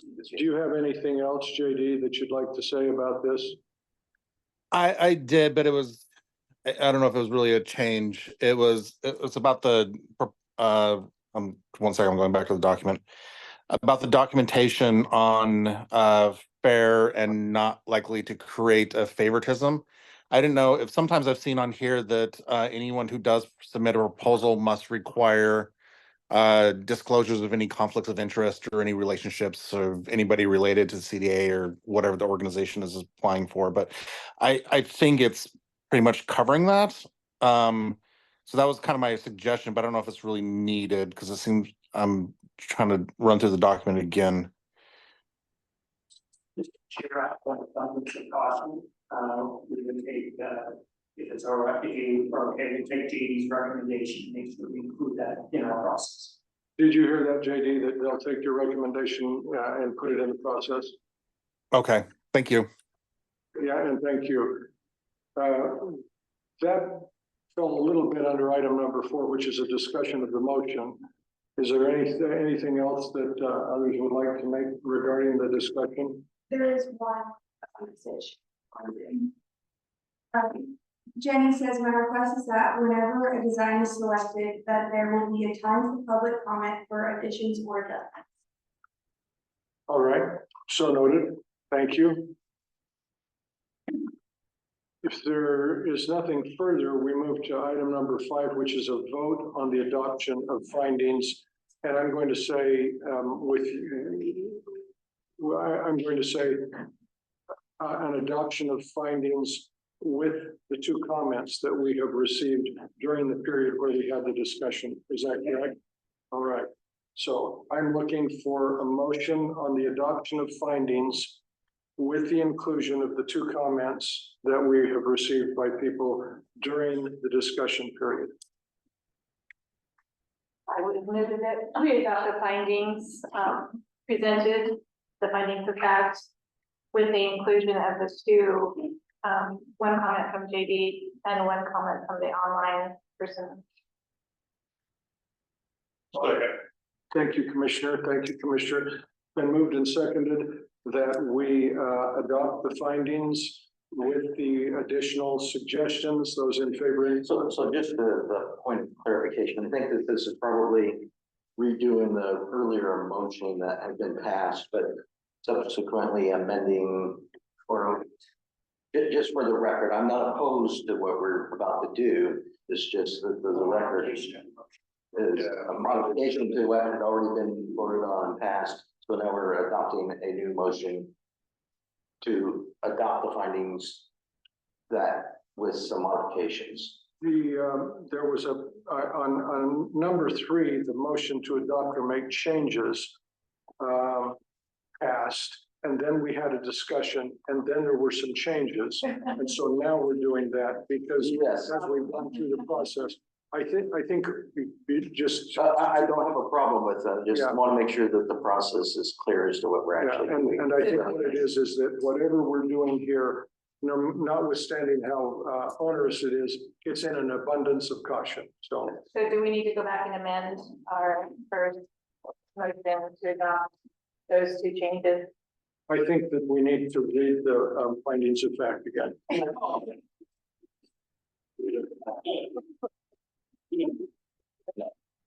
I think we're okay. Okay, We're okay.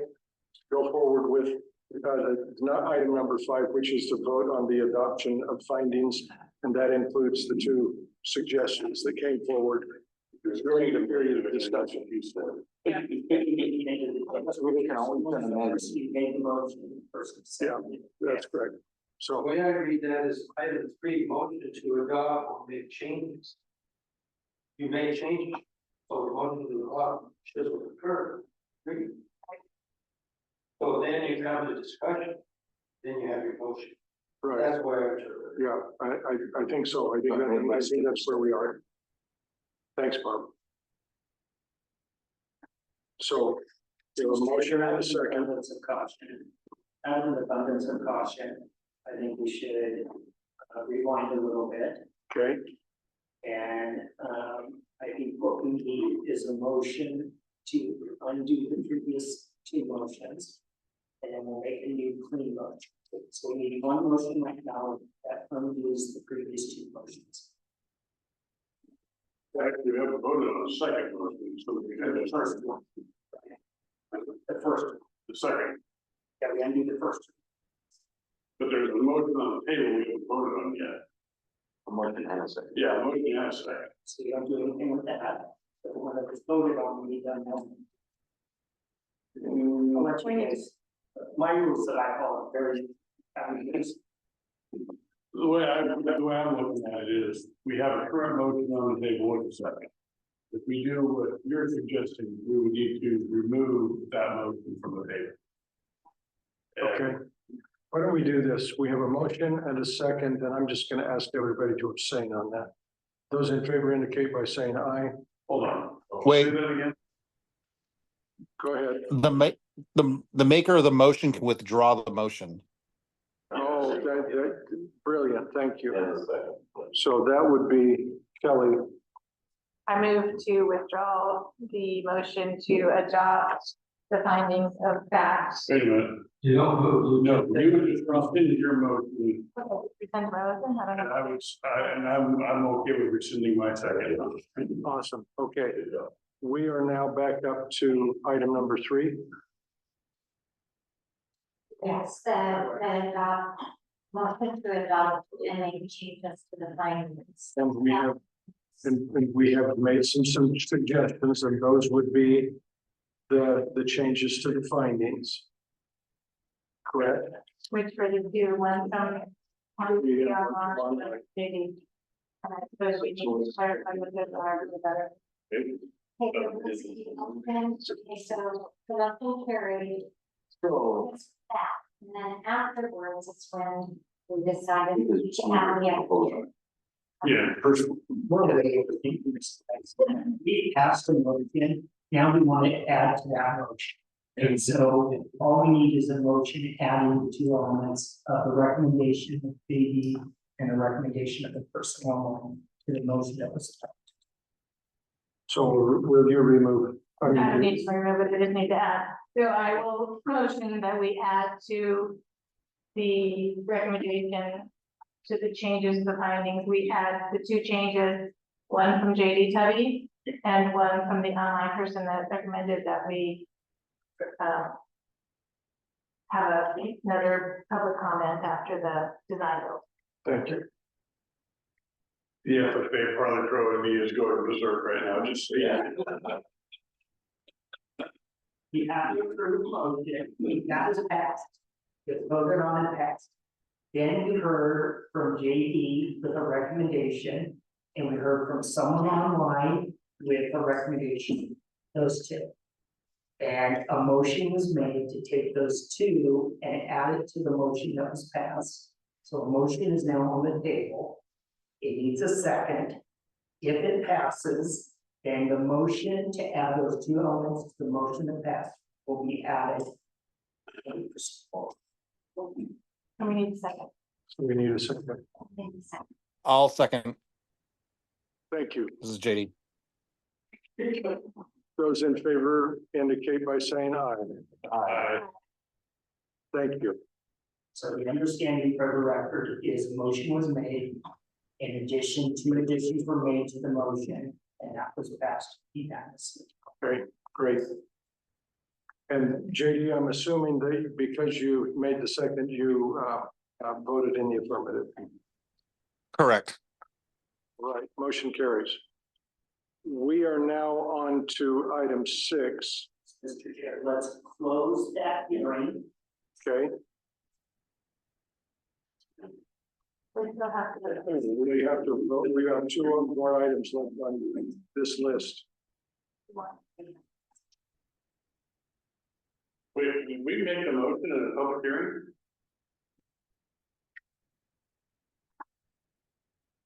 Yeah, you can do that. You can't in an executive session, but I think you can in the open hearing. No, no, it come out of public hearing. Okay, well, we've got closed hearing after all these action items, so that's what I'm just going by what. I guess I'll go on my years of experience with the planning commission. Basically, all your planning actions were done in a public hearing. You have a public testimony period, say you close or the public can't testify, but the whole planning commission meeting is a public hearing. So you took action during the public hearing portion, but you closed the public testimony. And that, again, this is just based on my experience.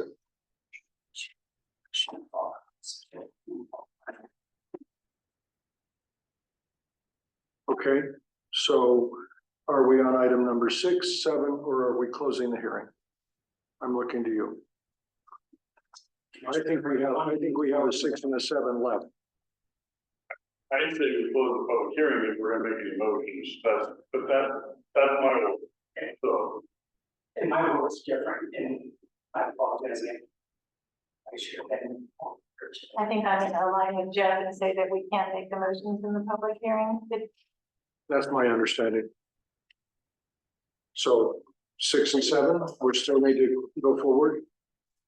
We should still close. Okay. We're now closing the public hearing. And if I'm not mistaken, we have a second motion to grant exemption to competitive bidding requirements based on findings. And a vote on granting exemptions to findings because there's a semicolon at the end of the sentence on item number 6. So that's one single sentence, even though there are 2 numbers. So we have one vote on granting exemptions to findings. If I'm following the grammar, that's what we have. And we're out of it. We've closed the hearing, John. So are you willing to make a motion based on second motion to grant exemption to competitive bidding requirements based on findings and grant exemption to findings? I'm struggling to. I'm struggling here, so. So So it's the safest approach would to have a final encapsulating motion. That is the consideration, the motion that's been drawn along with the two additions. Submitted on last. Okay, That way, whether it's in a public hearing or not, the motion has been made. We have the verbiage from those two additions. Clarify that. Well, Yeah, and you want me to read the chat again? yeah, I will need, JD's addition as well. And JD's got his hand up. Yeah, JD, Yeah, so clarification, the language is just for disclosure for anybody submitting a proposal to have disclosures of any conflicts of interest with anybody associated, any board members or staff or anything else like that. Or other, yeah, just disclosures of conflicts of interest. I have another comment though, is so number 6, the second motion to grant exemption to competitive bidding requirements based on findings. But however, number 7 is vote on granting exemption to findings. And I think that's not quite accurate because we're not voting on granting an exemption to the findings. We're voting to grant exemptions based on the findings, correct? So 6 and 7 are Correct. saying the same thing. It's just consolidated, but I think there's a That's grammar, exactly. grammatical error. okay, Mr. Chair, I'm so glad JD said that. That is, in my view, that is precisely correct. I was trying to work through this, yes. JD, it sounds like you have a clear understanding of that. Would you be willing to make a motion to get us through this? Yes. I will, I'll make the motion to grant exemption to competitive bidding requirements based on the findings. For the project on the parking, for this project. Thank you. I'll second that. Been moved and seconded. As you have heard, those in favor indicate by saying aye. Aye. Those opposed, hearing none, motion carries. Thank you. Mr. Chair, I apologize, I accept responsibility in this. It's fine. We made it through. It's a learning experience, one of those things where you know, like my kids call it shadow work. So if you have any scrupulosity, you didn't lose it. So it's okay. We have a discussion item before us, which is a Schwabe memo and depot property transition program for CDA property division. Mr. Chair, members of the committee, that is simply for your review. That's what? Simply for your review, Okay. no action. No action, and we move to the next discussion item, which is Port of Morrow request for property division.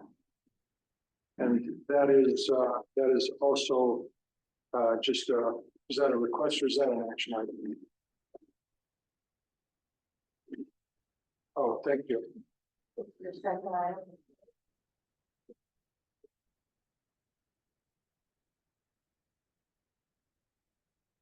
And I believe I have that.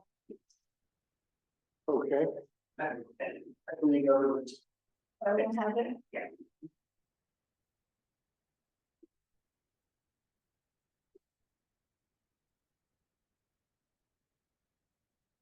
so we're on the Port of Morrow request for property division. Yes, sir. All right. And everyone has a copy. Do I need to read it in? Does everyone have a copy of? I do not have a physical copy of it. It's not one appropriate. Is that email? No, I think here. You need more copies. You got a physical copy, I'll take one, Debbie. I don't think I have it. Debbie, I'll take one, thank you. I have one, but it's a scribble one. Somebody else need one? No, we just. Yeah. One more. He's got it. Thank you. Whoops. Thank you.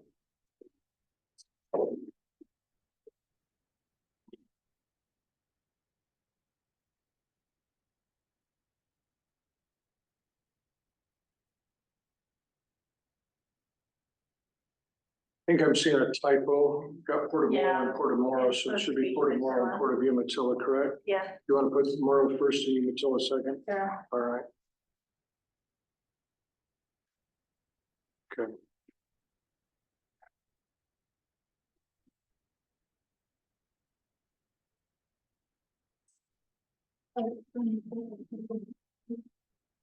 Does JD have a copy? Yeah, I'm just gonna send it. And bunch of you.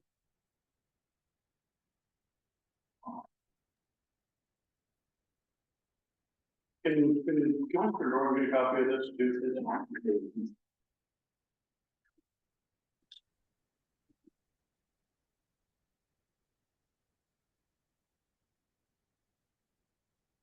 Maybe I can check that on the shield.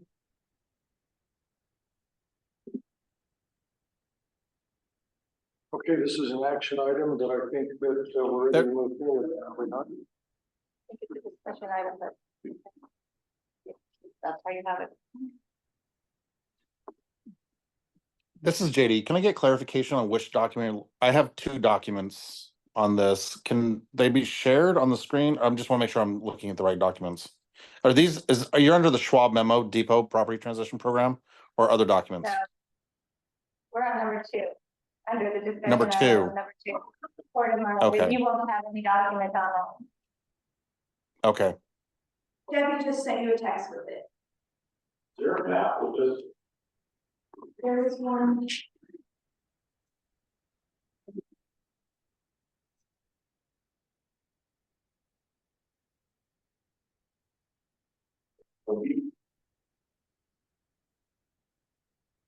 I think it's the same map, also it's part of, correct. Engineering. It is.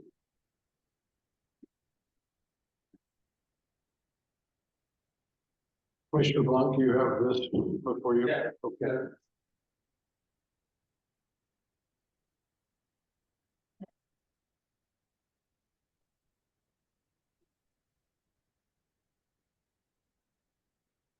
This is what I read this into the record.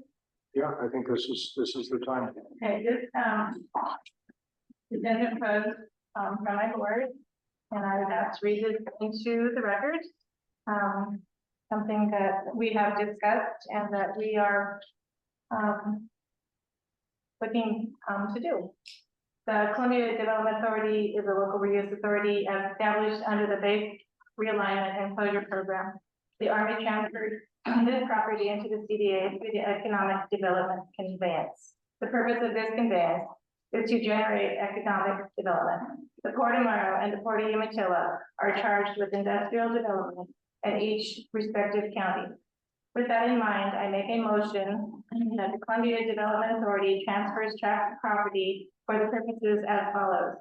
To the CTIR for wildlife habitat, 4,019 acres, tract 1, zone wildlife habitat. To the Port of Morrow for economic development, tract A and tract B, zone 40 industrial, approximately 19,000 acres, 1,900 acres, and tract C, zoned EFU, approximately 634 acres. I'm not sure that sounds right. To the Port of Umatilla for economic development, tract F, G, G2, and tract H, zoned depot industrial, approximately 1,278 acres, and the portion of the wildlife habitat in Umatilla County not going to the CTR, approximately 1,257 acres. I further propose that Greg Smith work with each partner to complete a property transfer agreement accepted by each port and the CDA based in part and whole on the proposed depot property transition program document as drafted. I have so many issues with this, I don't even know where to begin. I guess my first question is, when it says the Port of Morrow and the Port of Umatilla are in charge of industrial development in each respective county, that totally leaves out 2 counties. We do economic development in each county, as evidenced by, if you look at any enterprise zone or SIP agreement, the counties, we do economic development at all. So I take offense to the fact that we're not included in this anywhere. None of the lands go to either one of the 2 counties. Board of the Tribes, CTUIR, did I miss that? Are they listed in here anywhere? Yes. I'm just trying to figure out why we're being excluded. I mean, we're one of the members of the CDA, we're 1/5 of this. I'm trying to figure out how come Umatilla County we're not recognized in this document whatsoever.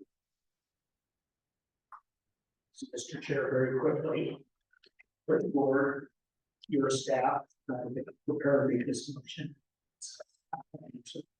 So can I ask, where does that stand on it? I mean, I'm pretty offended by this, so I'm curious as to where our staff stand on this. Is this a recommendation that you would put forth, or what would your recommendation be? So this is not a recommendation I would put forward. I understand the needs of each and every one of the partners. I would share that each of you have different expertises that create a synergy that is good for the region. And I'll leave it at that. JD has a hand raised. JD? I'd like to concur with Mr. Schaefer. I have some questions on this I have so many questions that I don't even know where to begin either. My understanding is each of the 5 entities own an undivisible 25 or 20% of the entirety. So that means like Morrow County owns 20% of all of it. Umatilla County owns 20% of all of it. CTYR owns 20% of all of it. And the ports own 20% respectively of all of it on both sides of county lines. That's irrespective of the jurisdictions of those counties. So that means Morrow County owns 20% of the lands in Umatilla County. Umatilla County owns 20% within Morrow County. Same thing with the tribes. We all own 20% of all of it. So to ask us to vote for all this land to be divided up between the 2 ports, 2 of the entities, and exclusion of the other 3. And I also take offense to the allocation of the 4,100 acres just to the tribes. My understanding is we're taking that 4,100 acres as a favor to the CDA because it's going to be an extreme cost for us to be able to maintain it as a wildlife refuge. So you're excluding the tribes from the economic portion of it, and then leaving us with the cost of maintaining the wildlife refuge. So we still want. I mean, we'll take the 4,100 acres, but we still believe that we still are 20% owner of the rest of everything in Morrow County and Umatilla County. Same thing with Morrow County as an entity. Same thing with Morrow County as an entity, as well as the 2 ports as entities. Anybody else? So I'm still, I don't understand what the division of the lands are. I mean, I don't see any what are the dimensions? I mean, doesn't have any surveying done on this. I mean, I don't see how this could even go forward. I don't see how legally this is even going to stand. The tracks, I think, in the motion are delineated. We have track F, H, G, G2. Do we have a legal description on those tracks? On the, I don't know that we have a legal description on How do we go forward? That's not a legal description. Well, it's designated on the map, is how that is. That doesn't do me a bit of good. Look at this map. I mean, this thing, that's it? That's what you're gonna go off of? So we have a motion, and I'm looking for a second on the motion that has been made. Out of curiosity, this last statement, does that give veto power to the counties if they can't come to an agreement? Good question. Each partner.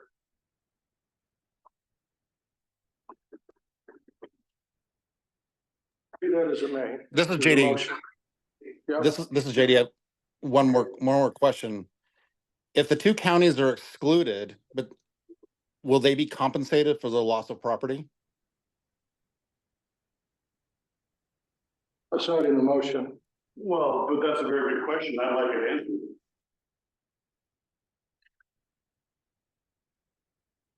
I think maybe we need to vote on the motion. And we have to see if we have a second. We'll see what happens if there's a second. If we have a second, then we can discuss. So we have a motion on the table. Is there a second? I will second the motion, and my reasoning for this is that the original, going back to when it was the LRA before it was the CDA, the intent always was is that what was in the Morrow County side was going to go to the Port of Morrow, and what was in Umatilla County side was going to go to the Port of Umatilla. I don't think that was never my understanding. It's always been my understanding it was going to go between the county and the port. I'm going back 20 years ago. Sure. That is one. And, I guess my history of that, of course, most people know my father was the county commissioner during that time. But also I was on the Citizens Advisory Committee for the Umatilla Chemical Depot at that time. And, all of the discussions at that time is that is how it was going to be divided up. Maybe on the Morrow County side, but that's not how it was gonna be on the Umatilla County side. And I could bring in former county commissioners who sat in my chair that would say the same thing I'm saying right now. I've been here almost 30 years. My recollection is what is on the motion in the second, so. No offense, Mr. Chair, but you're a little bit biased on this one, on this discussion. I'm here authorized by my board to vote the way I'm intending to vote, so. Those in favor of the motion indicate by saying aye. Hi. Those opposed, Nay. No, JD, no. motion carries. Motion carries, and let's see, Greg, do we have an executive session we need to go into? I do not have any for today's script. Okay. There being nothing further, motion's adjourned and the meeting's adjourned. Thank you. Thank you.